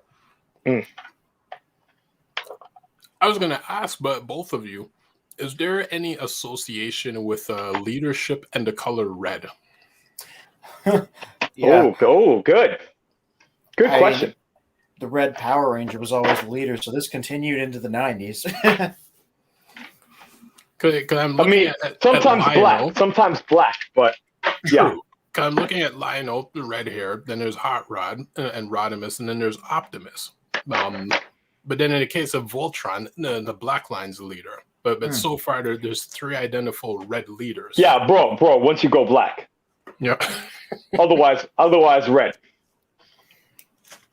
Yeah, I think it's just a market research thing. Kids like big red leaders, like the same way they like big red fire trucks. Superman. Yeah. Yeah. Got the big red S. Yeah, this is pretty good. So you're right. Like this holds a candle to this masterpiece trailer anyway. Yeah, it's like a little smaller, but not much. It looks like it's about the same width, but like the other one's just taller. This guy trying to take a dive. I caught you, buddy. Yeah, no, they're play scale compatible. Like you could be on a battlefield and they could be like, the RX and the RX Deluxe. Yeah. Right. They can go. They can fight together. Yeah. I was like, one thing that like I can obviously tell they spent budget on with this guy is that like his vehicle mode and the base, they feel like G1 toys in a good way, and that they're like really solid bricks of plastic with Mm-hmm. Yeah. This doesn't feel like a cheap ass Mirage. Yeah. In one of those light shell forming things. Yeah, like there's. This looks good too. This looks good. And it's interesting because that's an original creation basically. Because Rodimus Prime never had a separate car mode, so this is like Hot Rod, his sports car reimagined as like a bulkier thing. Well, I mean, isn't it the same with the Masterpiece one? Like this guy also turns into the car, and then he'll go into the Winnebago. He specifically changes into Hot Rod's car mode, and then he undergoes a different conversion to combine with the trailer. Are you saying that this car is not supposed to be Hot Rod? Yeah, not entirely. If you compare it side by side with like the Studio Series one, that one is bulkier. Some of the details are different. Like this is meant to be like the beefed up version of Hot Rod's car mode. Okay, I didn't know that. I wasn't thinking of it that way. I was thinking this is Hot Rod. Yeah. You just if you the reason like the fact that the figure is Rodimus and therefore should always have a Winnebago, you just put him in the Winnebago. Yeah. But when he's like this, I thought this is just Hot Rod. Yeah, well, yeah, it's a little different. Like a lot of like he's taller and wider, and the front of the car is a bit different. It doesn't have the engine block anymore, and it's a bit stubbier, and the back. Okay, no, you win with the engine block. Yeah. If the engine block is not in the front, it's a different car. Yeah, Right. and like the window is like larger and curvier and like more of a dome. See, all of those things that you're saying, like that could be, the way it sounds to me. I'm not saying it isn't. If you were to show me the pictures, but the way you're describing it, like how people do their different interpretations that are all equally G1. Yeah. Right. So like you could interpret the window. Look at all the different G1 springers, right? Yeah. Right. The window could be narrow or whatever, but no, if the engine is not here in the front, you're right. This is not the Hot Rod car. Mm-hmm. Yeah, and I mean it's at first glance you automatically think that's just the Hot Rod, and then until you realize the engine block's missing. Yeah. No, you won. You hands down, you won the argument there. Yeah. By the way, I also like that big bag of effect parts that it comes with, because they're just like that's like a whole expansion pack for your figures, Yeah, so like I don't have blast effects because I don't buy weaponizers and all this junk. Like to me, like that's not a transformer. I'm not buying that pack. Yeah, but I like this, and I like this as like a delivery system. They'll just like have a bunch of them just for the heck of it. Like here's a big bag, I'm happy because people talk about how cool blast effects are, and I don't really have any. Yeah, there's So like now I finally get them. yeah, there's like a giant Christmas tree that you can break into components, and then two duplicates of the last part of it, and then a matrix blast, and then a couple of smoke effects. Yeah, Bam! Oh man! Oh, look at this for a stop motion. Bam! yeah. Bam! Choo! Oh, now do blast effects come like? Do those come with some figures, or do you have to buy those separately? The smallest the battle masters, which were like Siege's version of target masters, they each came with an effect part or two. Okay. That's The main figures that you would want, like the G1 figures, they don't come with them yeah, no, you have to buy unless those it's in a little special guys. pack. Yeah. Like there's a few, some of the Titans came with them, Omega Supreme came with them, and then this guy comes with a bunch. And in Kingdom, they released a special box that was like one of the fossilizer figures, a Triceratops that just came with a big bag of them. But yeah, most mainline figures don't have them. I'd say that's whatever company decided to create blast effects, like that's a very cool add-on idea. Yeah. Which then for the figures that it does come with, are they supplied by that same company in a sense where it's like, well, we sell them separate, but then we also have a deal that specific characters will have our effects in them? No, this is just a regular. This is just a Hasbro Takara thing. Like they're not third party or anything. It's just Okay. some Transformers come with them, right?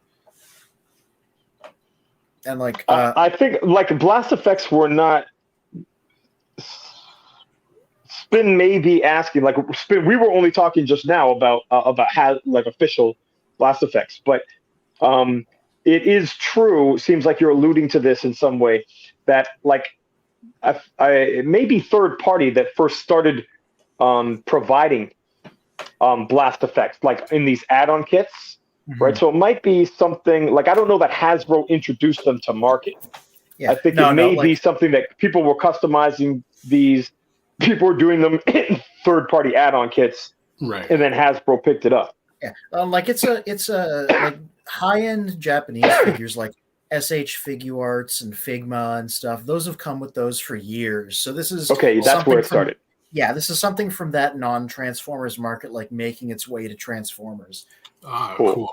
Like I have like a bunch of Nintendo ones, and like they'll like the Link comes with a sword slash effect, and Samus comes with a blast effect for a gun, and like these have been around for ages. Okay. It's funny because I remember as a kid, like thinking about making something like that. Like when you think about making your displays, I kind of like envisioned, blast effects. So it's kind of neat to just like see them.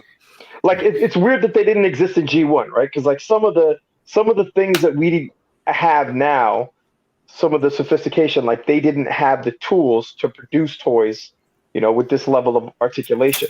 Right.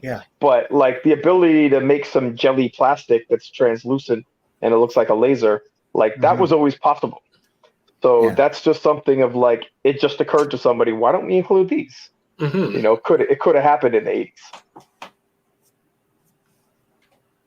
Yeah, but bottom line is, I just found myself appreciating that this particular figure just comes with a big bag of them for you to just trick out other figures with, basically. Yeah, that's dope. That is dope.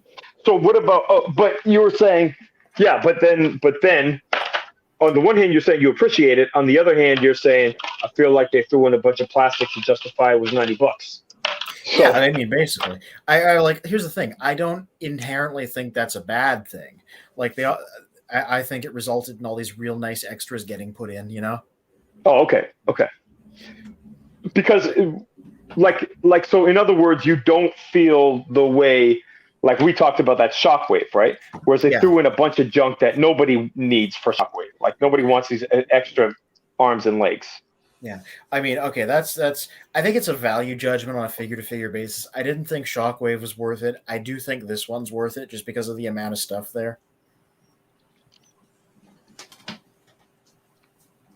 But like, that's personal opinion as somebody that handled that one. I mean, I agree. Like, so I get. You know what you could do? You could have two separate questions on like, do you think the price is a reasonable price, separate from, do you think that this package is like one tier up more valuable than another package, right? Mm-hmm. So if like you say like this package here, agree yes or no, this is a more valuable package than what you get in the leader packages, right? Mm-hmm. Or is this just what you expect in the leader package, and why are you having to pay more? So the Optimus Prime, the Earthrise Optimus Prime, that was $50, right, with the trailer. Well, American, a little more in Canada, but yeah. Let's go Oh with yeah, American okay. prices. Let's go with American price. So actually, you're making me reconsider now, because like, so put these next to each other. The Earthrise one, Earthrise Optimus, $50. You get a robot and a trailer. Mm-hmm. This is $90, robot and trailer. Now this trailer is a little bit cooler. It's a little bit better. But is it $40 better? I don't know. And then this Rodimus, is this guy better than the Optimus Prime? If he is he $20 better? Like, because this needs to be $20 better than Optimus Prime, and this has got to be $20 better than the Optimus Prime trailer. I'm not sure they meet that value. I personally think they do. I own both and I compared them because I think there's a lot more going on, like design and engineering wise, with that trailer. Like the Optimus Prime one was really tiny. It had basically no color to it. And it didn't have the stuff that's supposed to be in the trailer. Yeah, it wasn't complete. Whereas this has more stuff than the original did. And like let's not forget, he comes with all the extra accessories too. Whereas Optimus was missing some of his accessories, like roller. That's what I meant by the trailer was empty. It's like no roller and no repair bay. So okay, so what I was saying about it that makes my point clearer is that is this definitely a value, like one tier up from the leader class? You could say yes, it is, right? Yes, that's a separate question from saying, but really should it be $90? You could ask the same question of like, should the leader class be $50, right? Maybe they should all be dropped by $10, but that's a separate point from saying this is definitely greater value than what you get in a leader class, which I think. All right, let's see how long it takes me to transform with no instructions. Yeah, the lower legs are kind of a challenge, but cross that bridge. Well, give me no hints. Don't give me any hints unless I ask. We'll see how I do. Actually, I was just going to say in terms of quality differences, and it's one thing that happened between G1 from the 84 line to like borderline 86, 87, rubber tires and plastic wheels. Whereas like the one Rodimus, these are crap. These wheels suck, by the way. Yeah, because the one Rodimus you had on the right side, that's out the scene now. Like those look like rubber tires. And it's the big guy. This one? No, on the trailer. Sorry. Yeah, because I can't see his tires. But the trailer that you had in that same spot. These are rubber. These are rubber tires. Yeah, like rubber tires just seem like more quality is put into the design as opposed to like just plastic wheels. Absolutely. I was gonna say I was never the biggest fan of rubber tires, but that's because I know they split over time, and that a lot of older figures, it's hard to get them with the tires intact because of it. And I think this doesn't light up, does it? The MP09 didn't light up. No. The only one that did that was the MP01 and its derivatives. I meant to say, oh wait, by the way, I called this 09. But this is really cool. The way they do can you see this? Yeah. It. Uh-oh.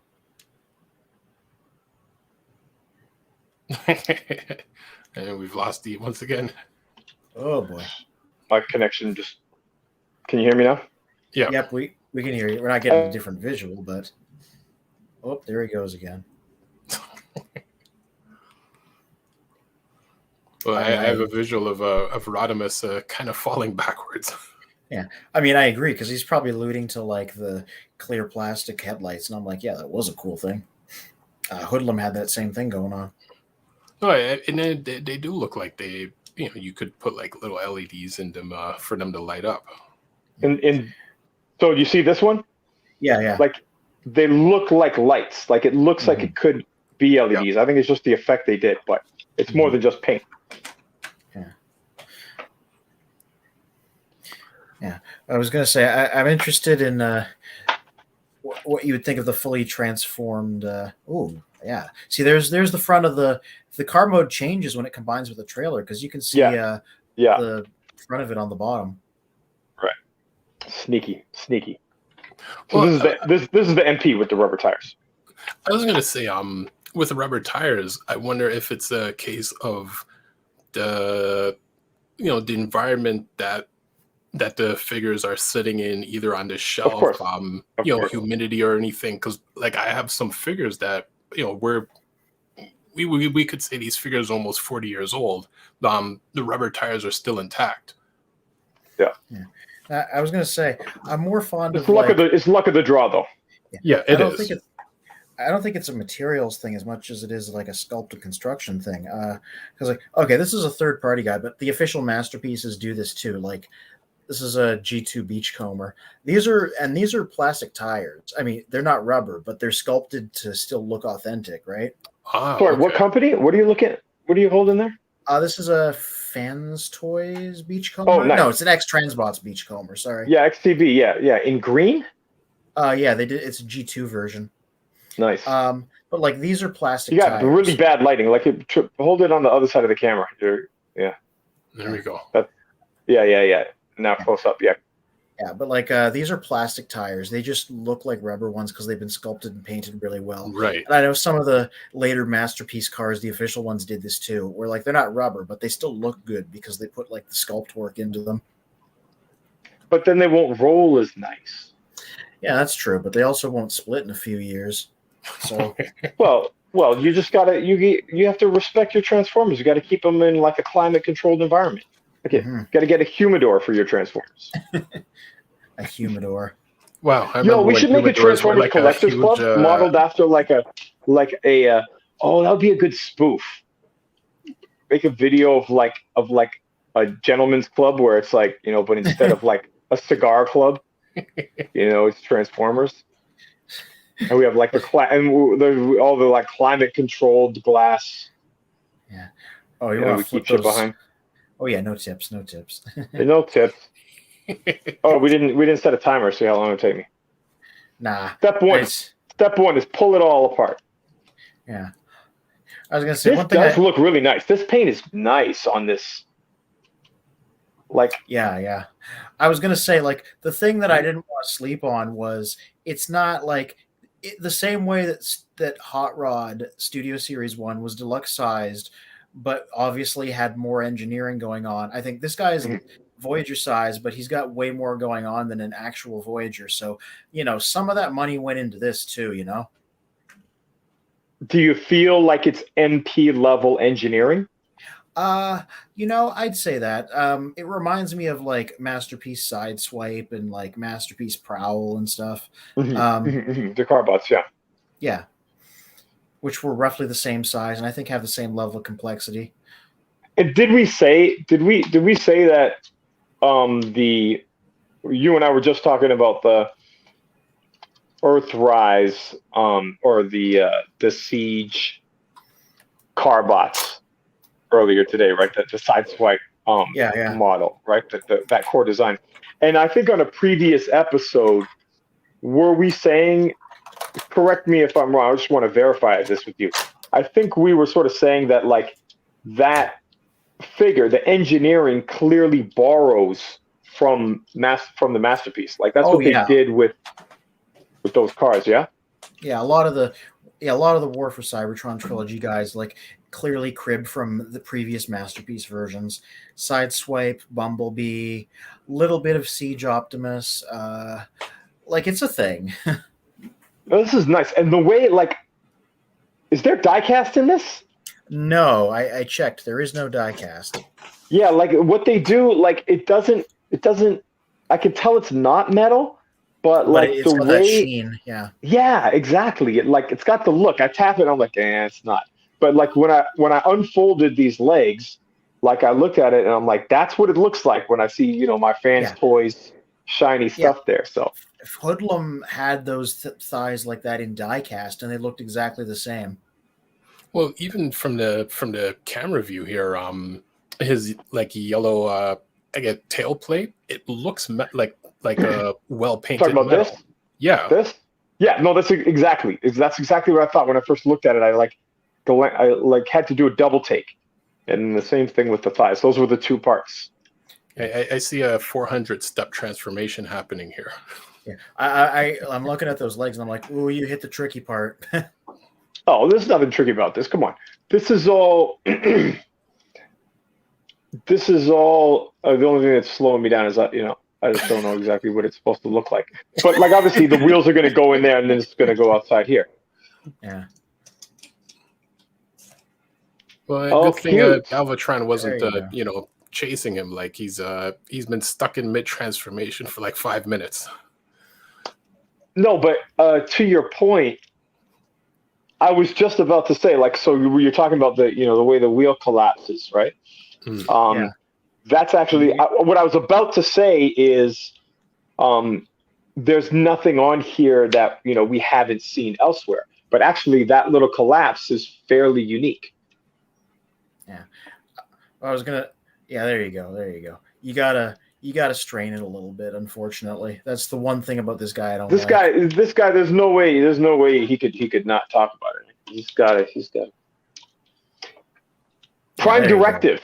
You got to follow the prime directive, my guy. Can't be influencing the evolution of the transformation. I'm just saying, like I freely admit I'm not the best at figuring transformations out. That was the last step because like I didn't want to strain the plastic because I assumed I was doing something wrong. So I remember like looking up videos to make sure that's what I was supposed to do. You definitely don't qualify as a masterpiece collector. Yeah, God no. because you have those moments. Like it's like okay, like this really, I don't want to push this, but like it really looks like it has to go here. But maybe I need some more force, but I don't want to break this. It was $200. That's part of the fun. Yeah. That's part of the fun. You got to control your temper.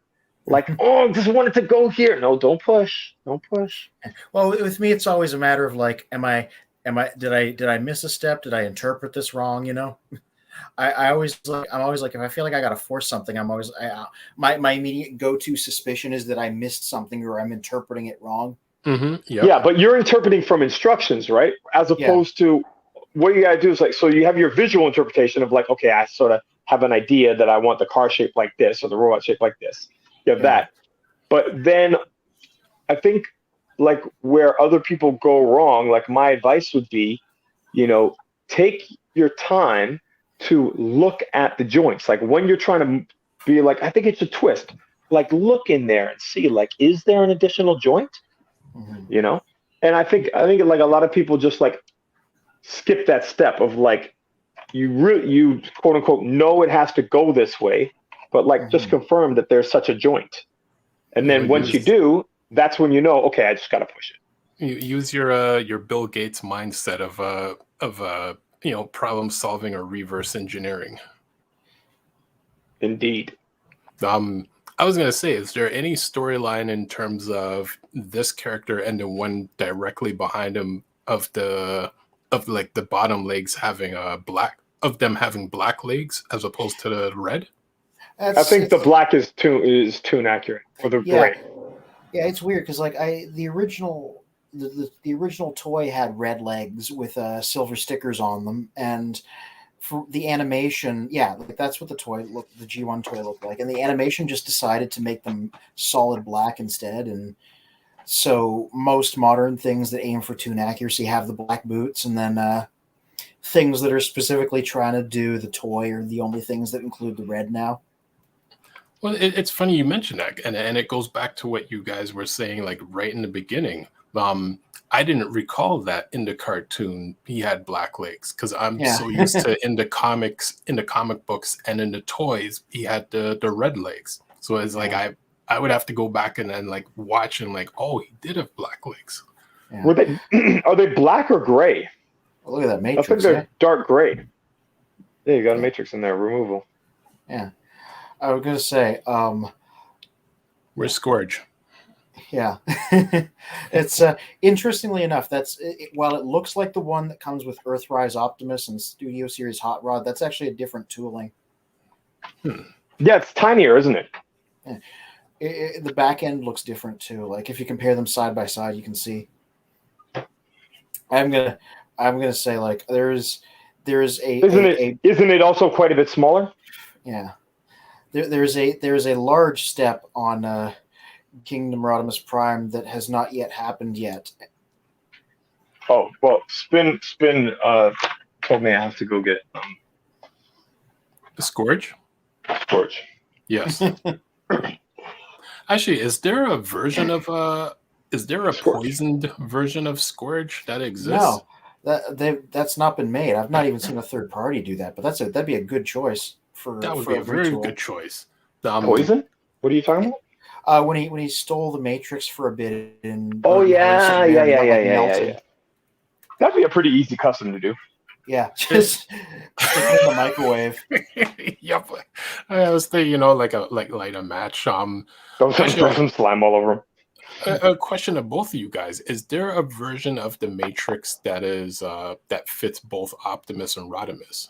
Yeah, they may come with slightly different toolings, but like I can confirm from owning the figures that the Earthrise Optimus and this Kingdom Rodimus, you can just switch those matrices freely. Really? Like In here? yeah, they fit. Cool. I feel like they didn't really intend for it to be a different tooling. They just probably they were making a new figure, so they just cast it again, so it just wound up coming out a little bit different, you know? Mm-hmm. Yeah. Would you like one hint? Because I think No, there's a no, shut up. Shut up. I'm going to block you. You're going to get kicked off the stream if you make any comments. blocked on. You're going to Twitter and otherwise Facebook. this totally it ruins the whole point of Okay. you got to solve the puzzle. Is somebody else going to tell you to? It's like, why are you playing the game? Let me score the goal for you. No, let me just give you a hint how to score the goal. Can't do that. These arms.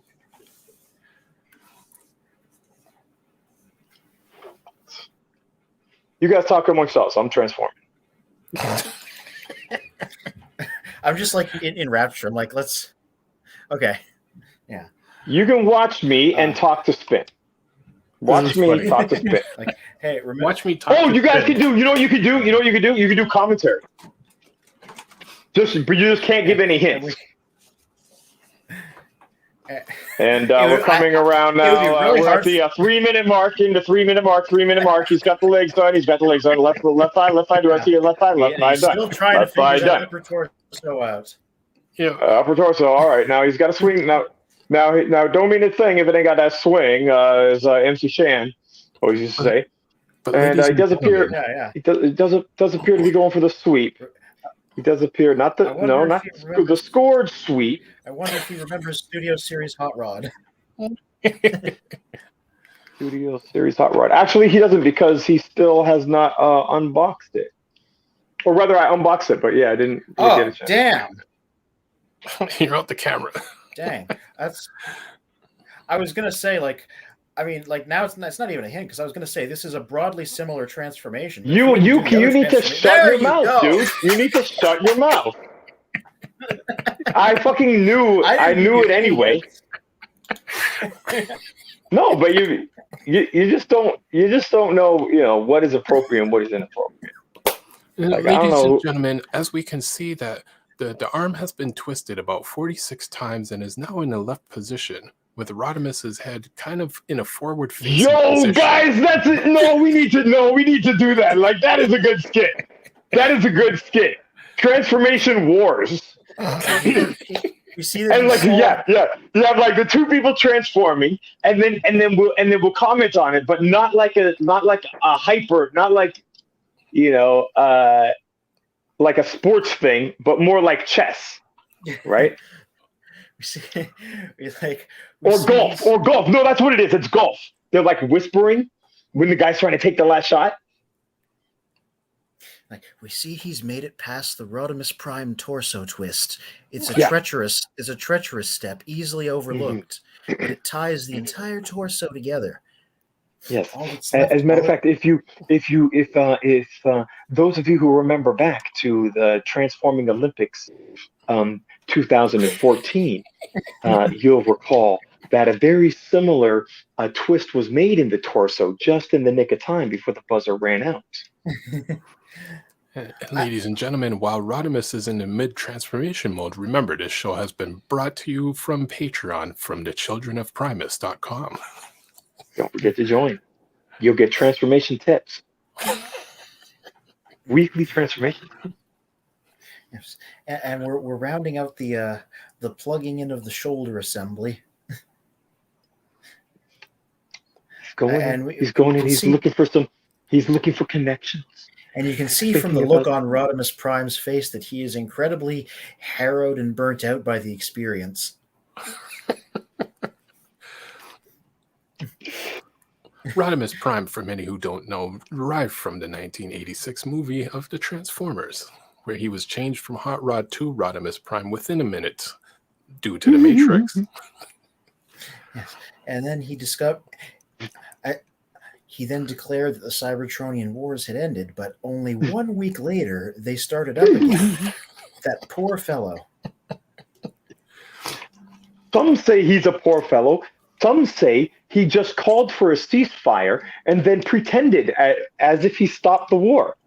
And he was able to bask in that glory for 1 week. Those who know him well say he's eager to foist the Matrix off onto others. Yeah, catch it. See if I care. Make the fucking world light up. I don't care. As we can see in the middle of Rodimus Prime's transformation, the trailer is synonymous for disappearing during these moments. Pop. Ooh. Nice little click in the back there. And why don't we do a second?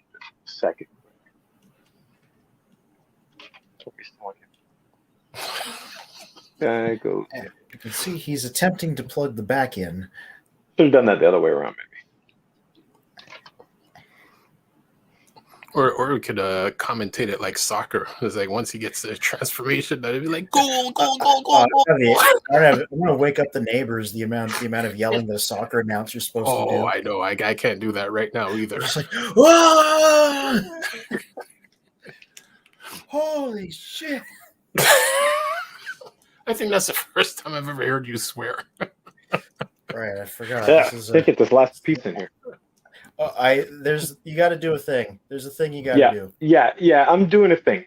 There's also a thing you got to do, but you seem incapable of doing it. We're just doing it like basketball. It's like, and ladies and gentlemen, he's almost getting it there, and it's like just right up to the top of the corner there. As he has disappeared, and we will, temporarily speak about our sponsors, childrenofprimus.com. News and reviews, but also classifieds to sell your figures for when you're not going to a convention. Did you buy a transformer that was too difficult for you to transform? We're here, children. Come on. You don't man, have children. you don't have anybody to dump it off on. Children of Primus. Yeah. We'll rate your transformation level and pair you with just the right transform. Right. Are you someone who, quote unquote, calls yourself a collector and just went to Walmart and bought like 28 of the figures just for the sake of so you could resell it to someone else for like triple the value? Sell them for regular price on childrenofprimus.com. You may be a scalper. Get out one. Yeah. Signs that you may be a scalper. Signs you may be a scalper. You have at least 13 different scourges on your shelf. Not to be confused with an army builder. This is correct. Oh well, wait a sec. What about the Scourges then? Oh, they have a Studio Series sweep now, so you don't gotta buy Scourges. There's a designated one for army building. Signs that That's you so may be a ridiculous. scalper or a really dedicated collector. You show up at Walmart at 5:30 in the morning, or you've called them repeatedly to find out when their shipment will be in. So neither of you guys are or were GI Joe collectors. No, I just have the Revolution set that I've shown figures from before, and that's it. What is that? The Revolution set? It was the IDW Comics crossover with all the different Hasbro franchises. They did a box set of figures for it that were sold at a few conventions, and they were all retools of GI Joe 3 3/4 figures. Cool. Like Spin, did you ever collect GI Joe? No, just Snake Eyes, and I think I may have had like one other figure. Like they did Roadblock, but like also they did Rom the Space Knight and the main guy from Mask and like the main guy from Visionaries, just all made out of retooled GI Joes in that scale. You know what? I wonder what company Mask was under. It was. I mean, Hasbro owns it now, but I think it was Mattel or no. I think it was Kenner. Okay. Yeah. Well, the fact that Hasbro owns it, it would be interesting for them to bring Do a Mask crossover. in some sort of crossover. Yeah, well, I've heard a lot of people talk about that.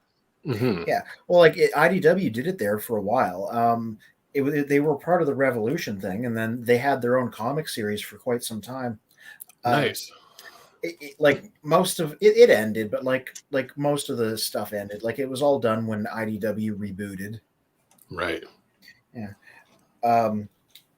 Yeah. I people didn't seem to like it very much, but not because it was Mask. It drew the short straw in terms of like writers and artists.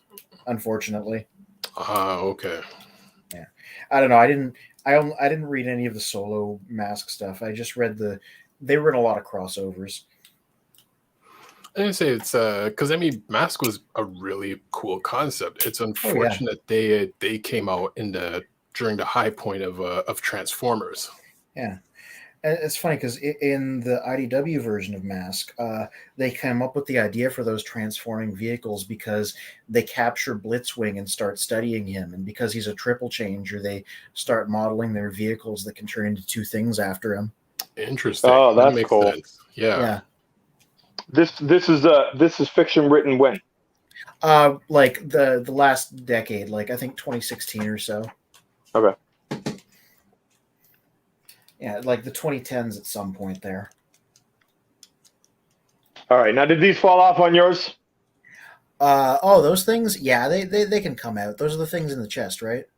Yeah. Yeah, they pop right back in. Okay. You're just trying to get that snapped in, right? Yeah. Yeah, exactly. The back keeps falling out as I try to snap the front in here. Yeah. You gotta. I mean, I ain't You saying do a nothing. thing? Is there a thing to do? Yeah, there's a thing to do. No, I was thinking maybe I'll do a thing. Yeah, a couple things. See how things go. You can see now that he's attempting to do a thing. After doing various multiple other things. Yeah, I transformed this guy. Yeah. You know, Oh boy. without any instructions. So. Oh god. I heard he's like legendarily difficult. Oh. Yeah. For me, like I never. To me, like if you're gonna buy a transformer, and then look at the instructions before you transform it, like it makes sense to me. It's like you can look at the instructions afterwards when you're done to make sure you didn't miss any little step or a little thing that you're supposed to flip out. Right. But you just double check it. But if you just like open the transformer up and then follow the instructions first time, you didn't even try to transform it. It's as if you bought a Rubik's Cube and then like asked somebody to solve it for you. I ain't saying nothing because that's how I pretty much do it. You buy your Rubik's Cube and then ask your smart friend to come over and solve it for you. No, I read the manual. When you have to play Jenga against your girlfriend, you like call somebody else in and you just tell them which block you want them to take and put on top. I can't see the blocks. That's a very specific scenario. I should change Jenga. Oddly specific. I mean, look, but what about when you play Operation? When you play Operation, and you're like, look, I am playing, you know, I'm directing my assistant here, you know, to pull out the funny bone. All right, I'm the doctor. She's just my nurse. This is like, a are you tortured still metaphor. Are you still playing? I don't think it's a torture metaphor. I think it proves why, you know, it's ridiculous for you to be consulting the instructions before figuring it out first. Mm. It reminds me of a child who called 911 to get help with his math homework. I was not good at math as a kid, so I sympathize. Okay. Anthony also called the police to get help with his math. And they're like, you know, the question is if Rodimus is transforming while traveling at 60 miles per hour. Yes, you know, exactly. You know, it's the word questions. The word questions always get you. And it's like, so, you know, does Rodimus land in Oregon, or does he land in New York? According to the episode, where all of a sudden, like, you know, the Autobots transform out of Oregon, and then like they just drive to New York in the next scene. You know, considering it's on the opposite end of the country. All right, so I got some updates here that you'll be interested in. I got something to say about the chessboard, if we remember. That's interesting. But on topic here, you asked me, like, how do I feel once I get to robot mode? Yeah. So I still got a little cleaning up to do. I'm gonna tighten up these legs a little bit, but for the first moment, and like this is very tentative, so I just want to tell you, you know, I'll update you before, like, then you start talking about it. But I'm not sure that I love the proportions of this guy, and it's something that, like, I noticed when people were holding him and putting up on screen, but I thought maybe it's the angle, or maybe it's, you know, what the one that they're holding. But he seems to be kind of like hunched, like the shoulders seem to fit too close to the body, and so he's sort of like, he's almost got like, am I in frame? Do you see my shoulders? Yeah. He's kind of like, he almost looks like he's doing this kind of thing. Yeah, That's the tension. Yeah. He kind of looks like he's doing that. And that appears to be like, you know, that's where it's clipped in. Like, you can't pull those shoulders out. Yeah. So yeah. Whereas the one he does behind look a little tense. Exactly. He's not tense. Yeah. So when you have multiple versions of Rodimus, what is the technical term? Rodimi? Yeah. Rodimus. Yeah. Rodimus. Yeah, no, that is troublesome. Like that, those shoulders do not look good. I think they're an improvement over the Studio Series version because they have way more range of motion. Do they have that? But what about aesthetically? Does it look hunched the way this does, or no? I don't think it looks hunched, but I don't think that one looks hunched either. So I'm not the best person to ask. Do you see what I'm talking about, and you just don't think that doesn't bother you, or you don't see it? I mean, now that you pointed out, I see it, but like it doesn't really bug me because I never something I really noticed. You didn't notice it yourself. It's not like I'm saying it and it's the first time you're hearing it. Like, yeah, basically. No, like that's a problem. Like this is how he can't not have his shoulders hunched. And as we can see here, ladies and gentlemen, Rodimus And is the able arms to look have a his bit too shoulders short. hit his The arms are a bit ears. short. Also, aren't they? Are they, or are those ones a Like- bit long? I think they. It's like, bro, what happened? Why are your arms so short, bro? Yeah, like he's looking down at him, like, you know, like he just has the Look look at on his his posture. face, like, Like, why are you who so- are you? Why are you so tense? Why are you so tense, my guy? Rodimus, Yeah, relax. Why is your backpack falling off?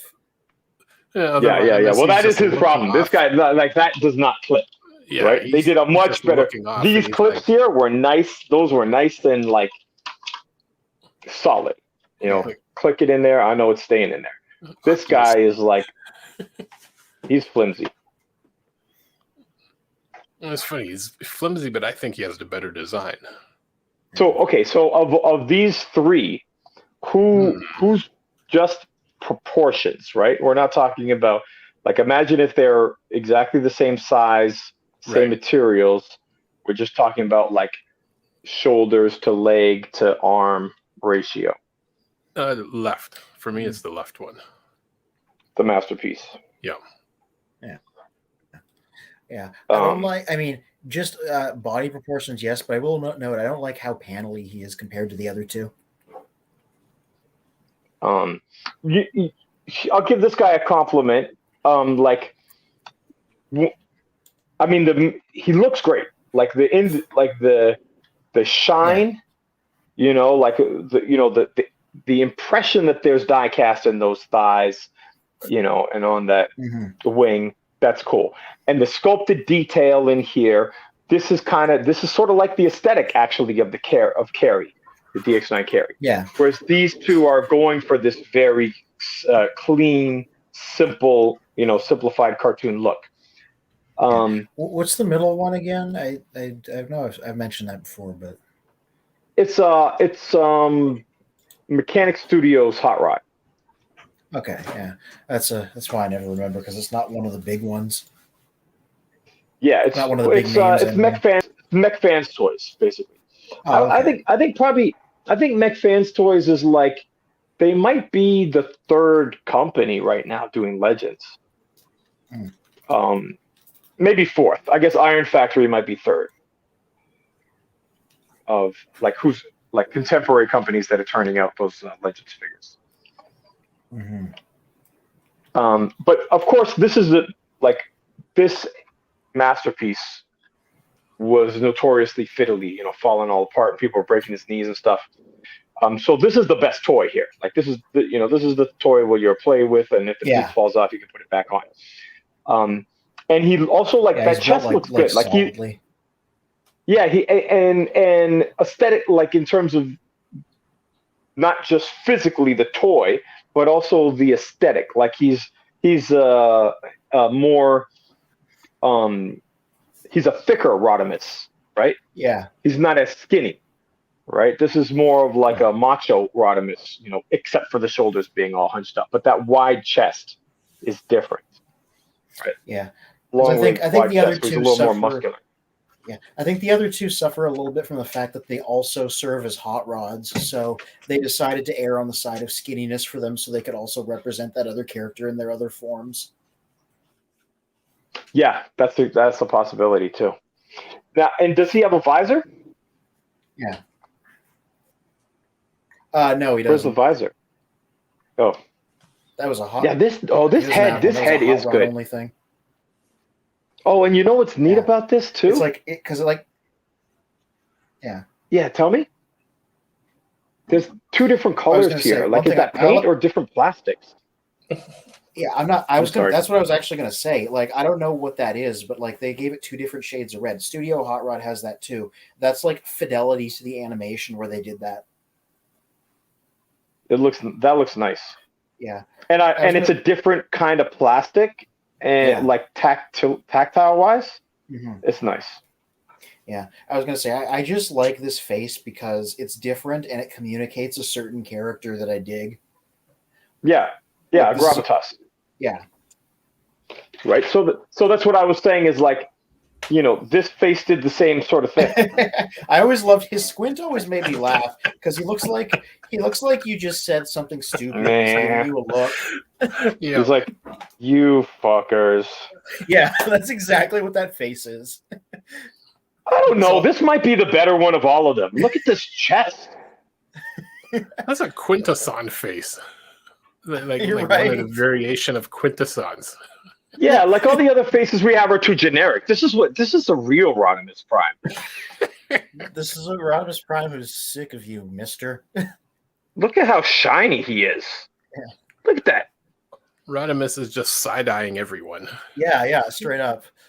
Like when you know, if anybody says something dumb, you put that face there. You know what? I think maybe all of this is a mistake. Maybe there is no improving on G1. Fuck all y'all. Murder RODIMUS Prime. Y'all are all fake. Like Optimus. Will the real RODIMUS please stand up? Wow. This guy. Perpetrators have been exterminated. You know, man, he's got some weird proportions. He's like skinnier on the bottom and wider on the top. Yep. Man, don't diss him. This guy's the best. This guy's the winner. Good old G1. Yeah. So, like, Ben, you Come had on. this guy, right? Yeah, I had him. Look at the articulation on him. Did you not ever like? Okay, you remember as a kid, like they got like there's no reason why the fucking knees don't bend. Oh, You know what I mean?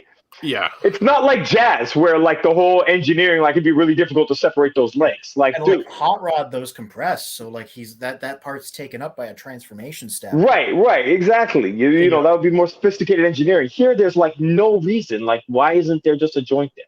Yeah. Yeah, that is So weird. did you ever? So Spin, did you ever like want to like take it apart and just put a joint in there? Funny enough, no. I would have for the earlier guys, but not for Rodimus or any of the later guys. Like it just the thought never occurred. Just You kinda didn't care at that point. Yeah, just let him stand up on a shelf. Yeah. Okay, but what about okay, so what earlier figure did you look at where you were like, man, like where the thought occurred to you that you personally could actually just put a joint in there? Soundwave is one of them, where it's like a small crack in the back of a behind his knee, gave him a lot better poses and made him actually more stable. Yeah. And there were some mods to Optimus Prime you could do there, give him a little bit more movement as well. Yeah. Mm-hmm. Yeah. He always felt like the knee joints are there. They're just not terribly usable. So and I've seen custom built versions that add posability to G1 Optimus. Okay. Oh, the knees are good. What he doesn't have is a forward bend. Right, the legs can't move forward at all. Yeah, I've often seen people talk a lot about Masters of the Universe Origins and how it's just taking the originals and adding more joints. I've heard a lot of people say they would love a Transformers Origins style line that like copies the designs dead on the way that does and just adds joints to them. Yeah, I've thought about that quite a bit. Oh, by the way, Ultra here's a little Magnus. plug. Yeah, You see that? Nice. yeah.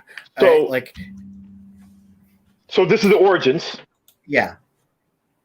and then here's Revelation, and I just picked this up because did I show you guys this already? Yeah. You showed this, I think, a couple weeks back. Okay, yeah. I just haven't got around to opening them, so I'm just gonna open them and see which one is better, and then return the other one. Yeah. I was remember those gonna turntables. Yeah. Origins. Do you remember what? Oh, the turntables. Yeah. Yes. Yeah, I will say Origins is more interesting to me, but that's only because I'm not a big Marvel Legends guy, and the Revelations ones do seem to very much be like Marvel Legends type figures. Oh, I have something funny to show you with those Origins figures. I noticed. I was just looking at this morning, and I thought it was funny. Show you guys. Jump starters. That was my cat.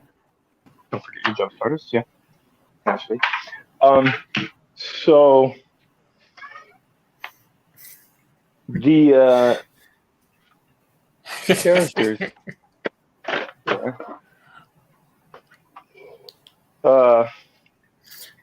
Evil Lynn. Yeah. Now, what is her function? I don't know her. Evil warrior goddess. She is an evil warrior goddess. In case you weren't sure. Yeah, she's not just a warrior goddess, right? Now, not to be confused with the ultimate Warrior. right. Okay. This is the ultimate warrior. He's not the evil. He's not the ultimate evil warrior. This is the evil warrior goddess. Right. Now, you see, it's to be distinguished from a heroic warrior goddess. Tila. You see, there's two different kinds of warrior goddesses. What you want to do is you want to be blessed and protected by the heroic warrior goddesses, but it's good advice to stay away from the evil warrior goddesses. Unfortunately, these are the ones that, sometimes they're really hot and it's hard to stay away.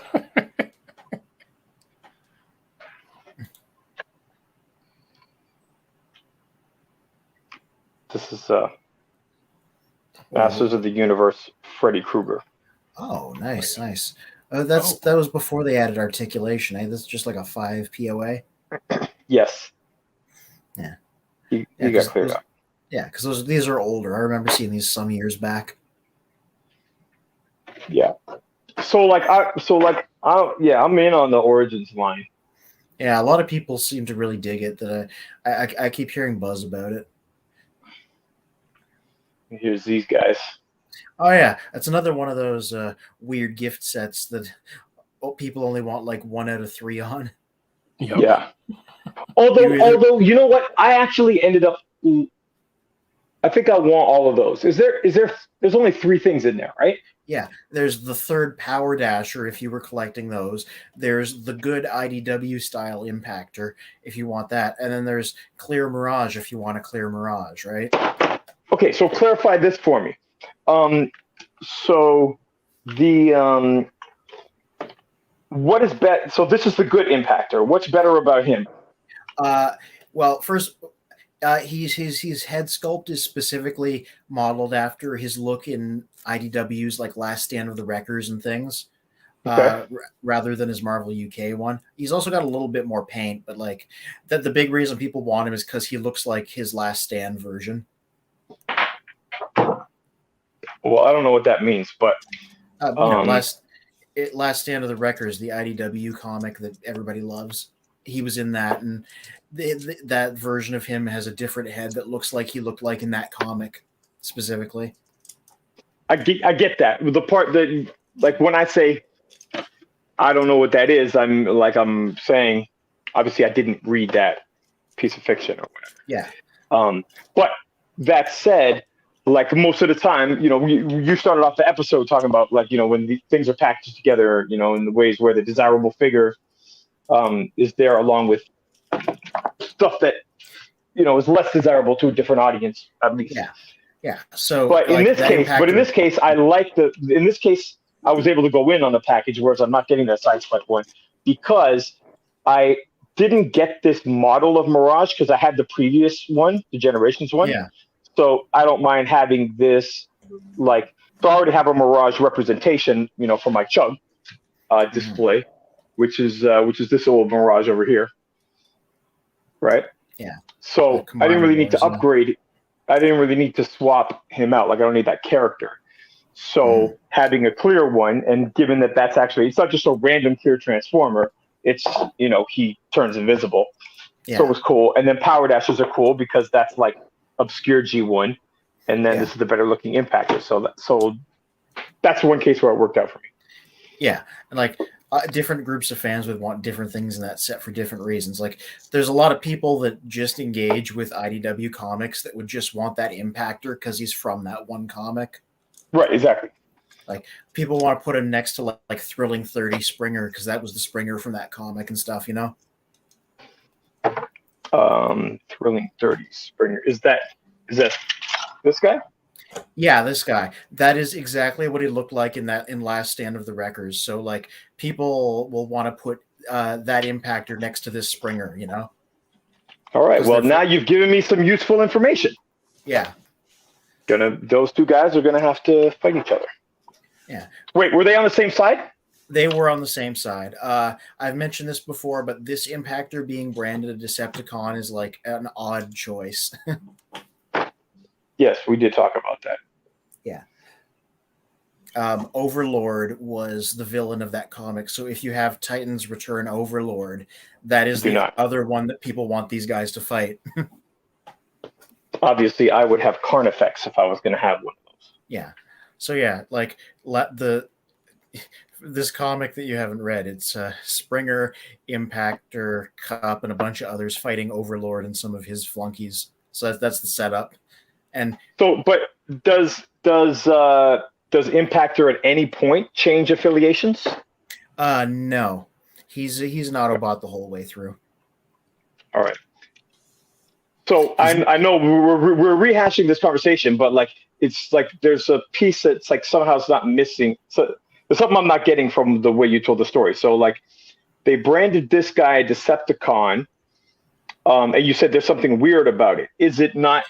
Like I don't know what's weird about it. If like the reason they branded him a Decepticon here is because in the trilogy that we just watched, he was a Decepticon. Yeah. It's okay. So the character was always an Autobot. He was an Autobot in Marvel UK, where he was introduced. He was an Autobot in IDW Comics, Last Stand of the Wreckers. Later on in IDW Comics, they added some backstory that established that he knew Megatron before the war and was friends with him before things really went nuts. And for that reason, they decided to brand this one a Decepticon as a reference to that. And then the Siege cartoon ran with it and made him a villain the whole way through because that cartoon was based on the toys. Oh, so he didn't. So in Siege, he didn't like switch affiliations. No, he was a Decepticon the whole way through on that show. Oh, that's funny. Yeah. So somehow it's just I got like that all mixed up in my head. Yeah, it's like a game of broken telephone, basically. Indeed. Yeah, and like to further confuse matters, the whole point. Here's your favorite hot rod. Yeah, that guy. That's the best hot rod on the market, in my opinion. So, what figure do you think is better? Like, disregarding one's bigger, more expensive, but just like which one do you enjoy playing with more? Ooh, I'm gonna say Rodimus Prime, just because there's more stuff there for me to do. So including if we just mean the robot, like let's take out the Winnebago. Yeah, I think same with the robot. Okay. Robot to car, you pick the Rodimus. Yeah, but like this is not like I got no problems with this one. Like they're both. No, this is good. So, yeah. A value prospect. This is a better value prospect, right? Was this $20 or $30?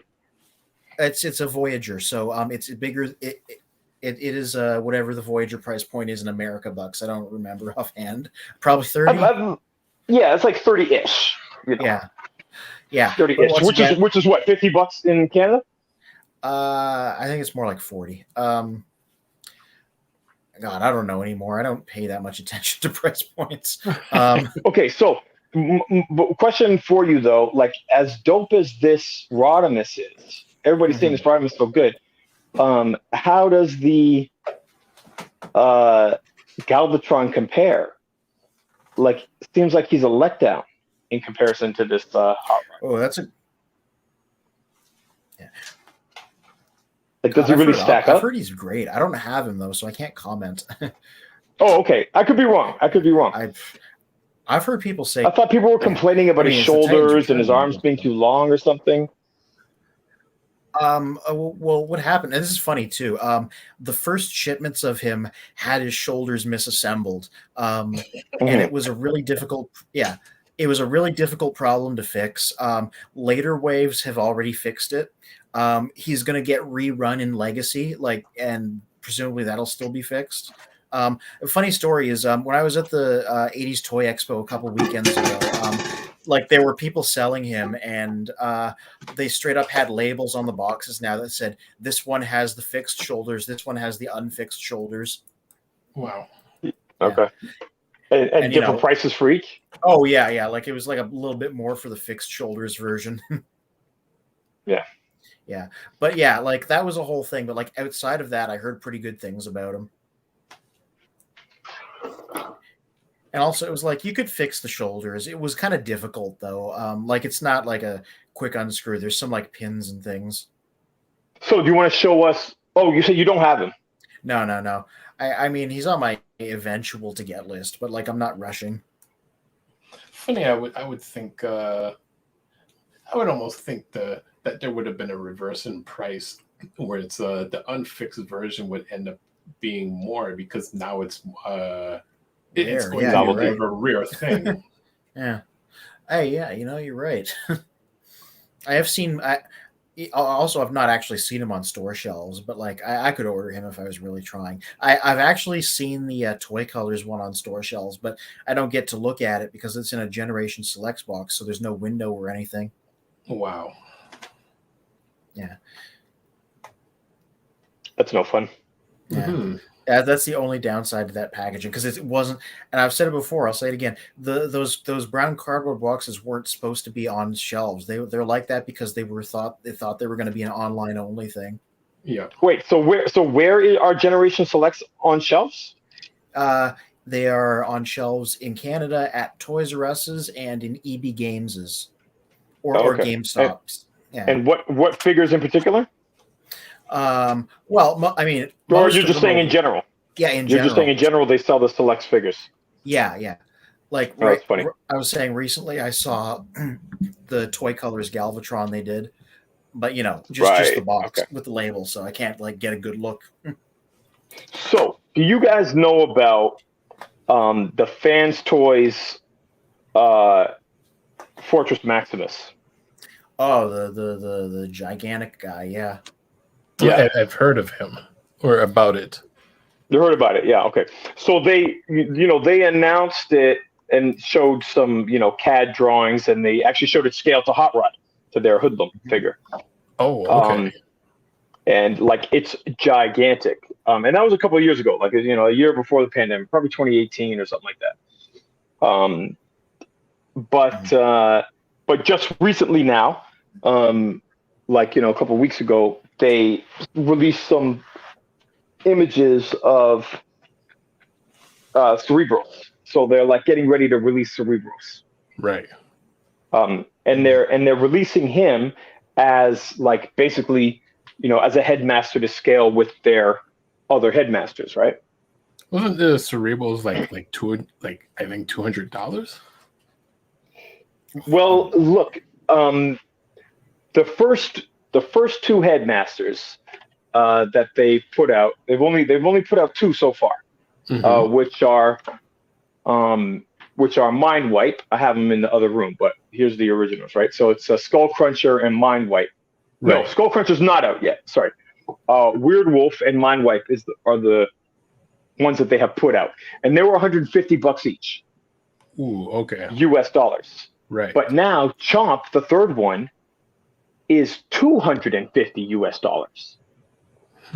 Like post-pandemic, that's how much it is.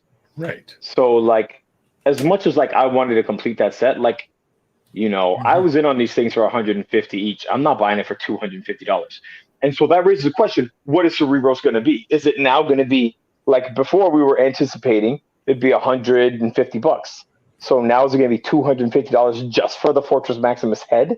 I think that's around the price that I saw. It was like $250 just for the head. Just So, the I mean, head? yeah, which means then Spike is probably going to be like $150. Then how much is Maximus going to be? No, Spike comes with Cerebros. Oh, okay. Spike is Cerebros' head, so you'll get that for $250. Right. Well, I mean, why doesn't Maximus come with his head? Yeah, well, because I mean, you're going to have to pay for that, and so I don't know how easy the installments are going to be, but it's going to have to be in installments. Jeez. And really, it's like, you're getting Cerebros. The Cerebros just transforms into like a 1984 home computer. Does he do that? He turns into a computer as opposed to just a head? Well, oh no, his head is Sure. one mode, but then his alt mode was just I think in one variation that he looked like a miniature version of Fort Max, but really in the cartoon he just looked like almost like a pet computer or like the early computers you had in school. Oh, but he had an alt mode? I didn't even know he had an alt mode other than the head. Yeah, his alt mode was just Yeah. basically Yeah, it was just just a in the box. cartoon. You don't have to say it again. I understand Right. it's a computer, but I don't know where. Like, where did you see that? In the cartoon, I don't recall if the toy showed it though. Not in the Headmasters. Yeah. In In the Rebirth. Headmaster series. Oh, Rebirth you're talking about. Okay, so Mhm. Yeah. okay, so when in Rebirth's only 3 episodes. When did he turn into a computer? I don't think that would remember have the been like the exact time. last episode. Do you remember the context? Like, was it when he was trying to think really hard? No, it's Like, why did after the in the fight plot? What between happened? with Scorponok and Maximus, Uh-huh. Cerebros then transforms, and then Spike transforms, causing Cerebros to automatically go in his alt mode. Because once the head comes off, Right. then Okay, so they Spike automatically comes transform. out, Yeah, so then he's got to transform into a computer. right. Because then Cerebros is saying, well, he's tired of fighting and he doesn't want to fight anymore. And Spike is like, well, no, you have to see that now we've gone back to the golden ages. So then he transforms back, he transforms back so then Cerebros can see what's happening. But it's just for for maybe a minute you see Cerebros in his alt mode. No, that makes perfect sense. That's probably just why I missed it, right? It was like a visual thing. Yeah. So would you, if you had to guess, would it be in the last episode? Because we don't really see Fort Max and Scorponok do much until the last episode. Yeah, I this can is the last episode. It's part 3. I've been looking it up on the wiki. I can even share a picture. And it's probably like the last I 5 dare you to minutes share a of the picture. episode. All right, so share a picture and then Spin. Can you Google the Fans Toys? Google Fans Toys Cerebros. See what images you get. Oh, okay. And that's Fortress Maximus. What is that? Yeah, Cerebros just like changes into a miniature version of Fortress Maximus's city mode, and then those lights on him blink like a computer, basically. Yeah, That is weird. So, like, has a toy ever done that? Like, the toy doesn't turn into this, right? No, it doesn't. I'm not even sure where that came from. So the question is, what does They were on 'cause, acid. I mean, I've never seen anyone with the Fort Max toy. What is his alt mode? Because all of them have For the real Fort. What do you mean, the original Fort Max? Yeah. You've never seen the original Fort Max, Well, I've never seen someone have it personally as the toy. right? Okay, but I mean, it's just like Metroplex, right? It like turns into like a base, and then a rolling base. But I mean, the difference is Metroplex is in a Headmaster, so we know that in terms of Cerebros, and I don't remember in the toy if it's Galen or Spike. But then Cerebros' head comes off. What does Cerebros turn into? In the toy? Are you asking in the toy? Yeah. I mean, I think he doesn't turn into anything. I don't think he has an alt mode. That's weird. Yeah, I don't think so either. No, but it's not weird because he's just a headmaster. He's just, the difference is that he's like a headmaster Inception. Ooh. So actually, that would mean in the cartoon, they made him a triple changer, which is rare. Mm-hmm. Exactly. So, but that's why I was going to say, like, I didn't realize that it was, only in this one scene. But as far as I know, fiction-wise, can you see? I don't know what this is pointing at. Do you see? It's not pointing down here. You see Starscream? Mm-hmm. Oh, Cerebros is not here. This is Fort Max right here. Oh, here. I've actually determined G1 Cerebros did sort of have an alternate mode, but it was like really lame. Oh, really? Are you reading that somewhere? No, I'm looking at a wiki you have an photo image of to his share? original toy. Yeah, let me just. Yeah. Do you see this? You guys see this before I'm going to leave this room. So there we go. Hey, you can see it on the far right. It's like it connects to his city mode, and it's just like a block. Interesting. Yeah, it's basically like nothing, but It's that same whatever Okay. that is. It's like that's the bottom of the head. That's literally the bottom of the head, right? Like Yeah. that's where. Oh no! That's where Spike would plug in. Yeah. yeah. So that's his neck. Wow. Yeah. So Spin, you never had this guy, No. nor I. Yeah, like, obviously I didn't. Yeah, it's terrible. So you see the Fort Max that I have here. This is obviously the Titans Return Fort Max. Okay. Do you see it? Yeah, we're on it. Oh, did you see the Traders. now what Starscream you think that is? What's it called? The Make Toys one? Correct. How'd you know? Uh We've been through this. The shiny, was it this? it was that, and Cockpit? it was also the fact that his tail fins immediately came out of sync. Oh yeah, that sucks.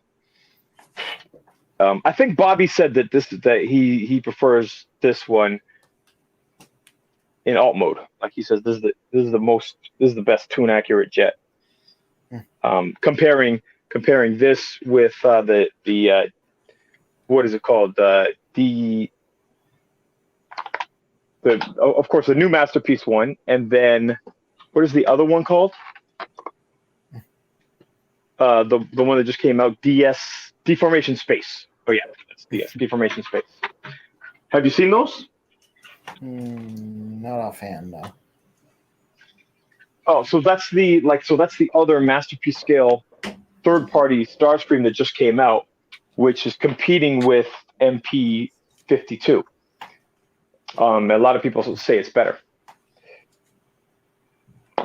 So Bobby did a SmackDown comparison between the two of them last week, between the Masterpiece and the Make Toys, and then this week, so yesterday, he did a sit down Saturday where he compared the Make Toys to the Deformation Space.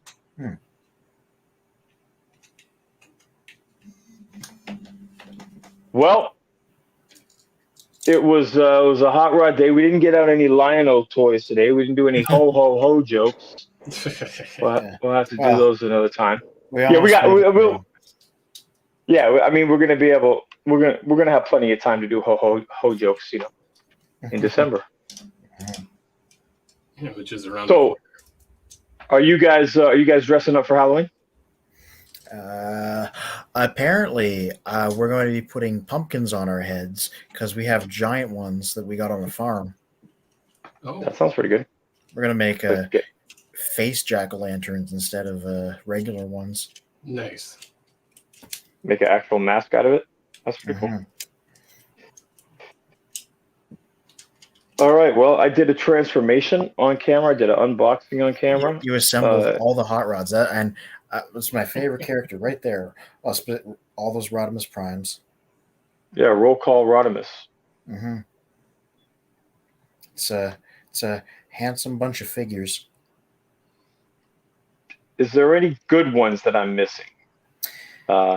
Ooh, Carrie is good. Is that it? If you're talking about Rodimus Prime specifically, I think that's Yeah, not hot rod. Why does he not have a Autobot symbol on his chest? third party. Yeah, third party. I got a huge slacker when it comes to that, putting the faction symbols on. Yeah. Well, I mean, that or probably a legality. No, exactly. That's why they don't have them. But I mean, I have stickers. You just have to put the stickers on yourself. Okay. None of the third party figures ship with Transformer logos for exactly that reason. Right. Family portrait. Yeah, I just got to get some of those like the RC boob extensions. Yeah, just stick them on one of these right here, and you got a whole family. On that note. That was one for Orlati. Yeah. I only got two sweeps. So nice. It looks like Scourge is going to be taller than him. Oh, maybe. Oh no, it's exact. Yeah, I about right. think he's a little bit And- taller. Yeah, I guess it doesn't matter if he's a tiny bit taller. Did you get the Sharkticon? No, I have 2 of the Titans Return one, and I like that well enough already. Oh, really? You're not going to get the new one? No, I like I said, I got 2 of them. They fit really nice in my little Quintesson Pit of Judgment display, and I'm like, I got no real desire to replace them. But those are the Legends size ones, right? Yeah. So,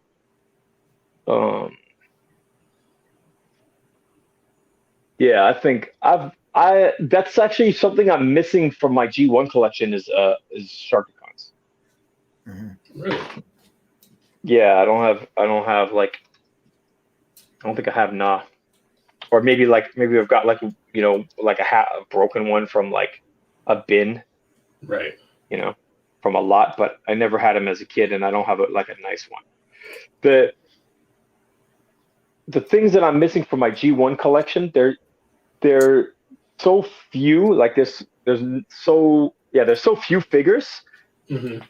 but they're like obviously they're figures I don't really care that much about. Right. And they're really expensive to get now, so it's like I kind of want them to fill it out, but it's like, like even the KOs, like to get the Weird Wolf KO was like $60. So I'm like, I really want to spend $60, like, for the sake of completion. Like I'm not gonna play with it. It's not like, it's just like to have them all. Right.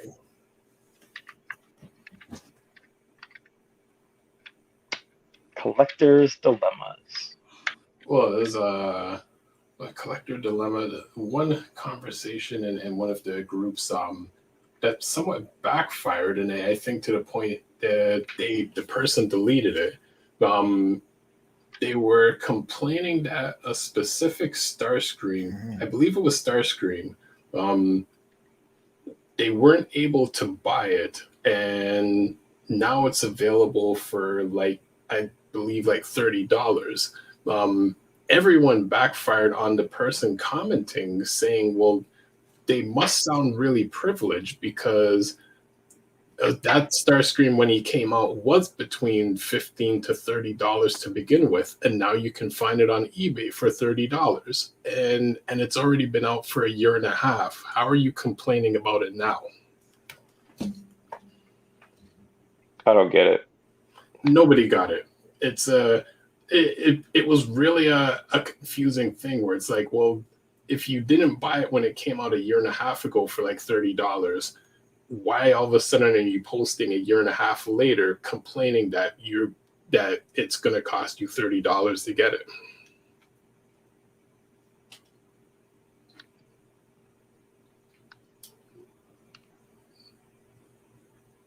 But, Yeah. I don't know what about that. Yeah, as I said, What is the point? Are you saying that the guy was complaining that it costs too much? Like he was acting like the price has gone up, but the price hasn't gone up? Is that what you're saying? That's I think exactly what happened. Okay. I think that's maybe somebody tried to scalp him. Maybe somebody told him, like, I'll sell it for you $300, and then he didn't realize he could just still buy it at retail. Maybe, but it's however it played out it was really strange, and like we're not understanding what the point of of this post was. Anthony, do these thighs? Oh, there he is. Do these thighs stay clicked in, or do they come apart when you play with them? They stay clicked in, but you got to like align everything really nicely. Mm-hmm. Yeah, it's one of those things you got to like mess around with a bit. Yeah, but I wanted to say I need to get going. I gotta get. I think we did it. Let's give a shout out to our MIA comrade. Yes. with us in Hopefully, spirit, in he and loving Sam are memory, good. In loving to memory. those that couldn't be here. That's right. That's right. We transformed on your behalf. In the arms of the angel, fly away. You know, Precisely. well, just shout out to my camera for not working this week. Depression. Shout out to Calvin for showing up once again. Yeah. Nah. Tomorrow morning. Was Bill here? Did Bill comment? We didn't see Bill. He did update us on his room, so we'll have to show us picture. We'll have to show pictures of that next Sunday. But he wasn't here tonight. Cool. And when are we doing the collections episode? We're doing that next week? That would be next week. Cool. Yes. Good. Anthony, what is on the deck for this week? Generation selects transmutate tomorrow. This is one of those fossilizers, eh? Look at that. Oh, these guys make me laugh. This is a character from the show that they redid as a fossilizer. So look at this, perfect for Halloween. Look at this scary face with these big fangs. Definitely Halloween theme. Yeah. Gonna be looking at this tomorrow. Made a couple of custom builds that'll show off in there because these are like construction things. You take them apart, you put them together different ways. Yeah. Don't know what's coming after that. I looked at Soundwave. I'll probably look at some of his cassettes. Maybe I'll get around to doing the Netflix one. Oh no, you know what? I'm gonna look at the second Amazon set next Monday. Grimlock and Mirage. Oh, nice. It's a handsome couple of guys. I really like this Grimlock in particular. It's real cool. So what colors are those? These are the colors of his Beast Wars toy because he had a Beast Wars toy. Okay, and is the alt mode also what he was, or like this is the Dinobot figure, right? Yeah, he was a Raptor. He was a repaint of the original Dinobot toy, so they repainted the new one into him again and gave him a toy style head. Okay, and they did that like in the original Beast Wars. Grimlock was there, and he was a Raptor as well. He wasn't on the show. He was a toy only repaint. Right. Okay. So yeah, so they've done the same thing here. Oh, since when am I forgetting something? Since when does Rodimus have a sword? That's from Simon Furman's Regeneration 1 comics from a few years ago, apparently. It's just like a deep cut. What do you mean a deep cut? Because it's from like a recent comic that's a little bit more obscure. I like it. Yeah, it's real like stylish. It reminds me of Menosaur style. Yeah. But yeah, I like sword fighting in Transformers. I approve. Yeah. Anyways, I need to get going. All right. We will see everybody next week. It was fun hanging out. Till all are one. Till all are one. Peace. Mm-hmm.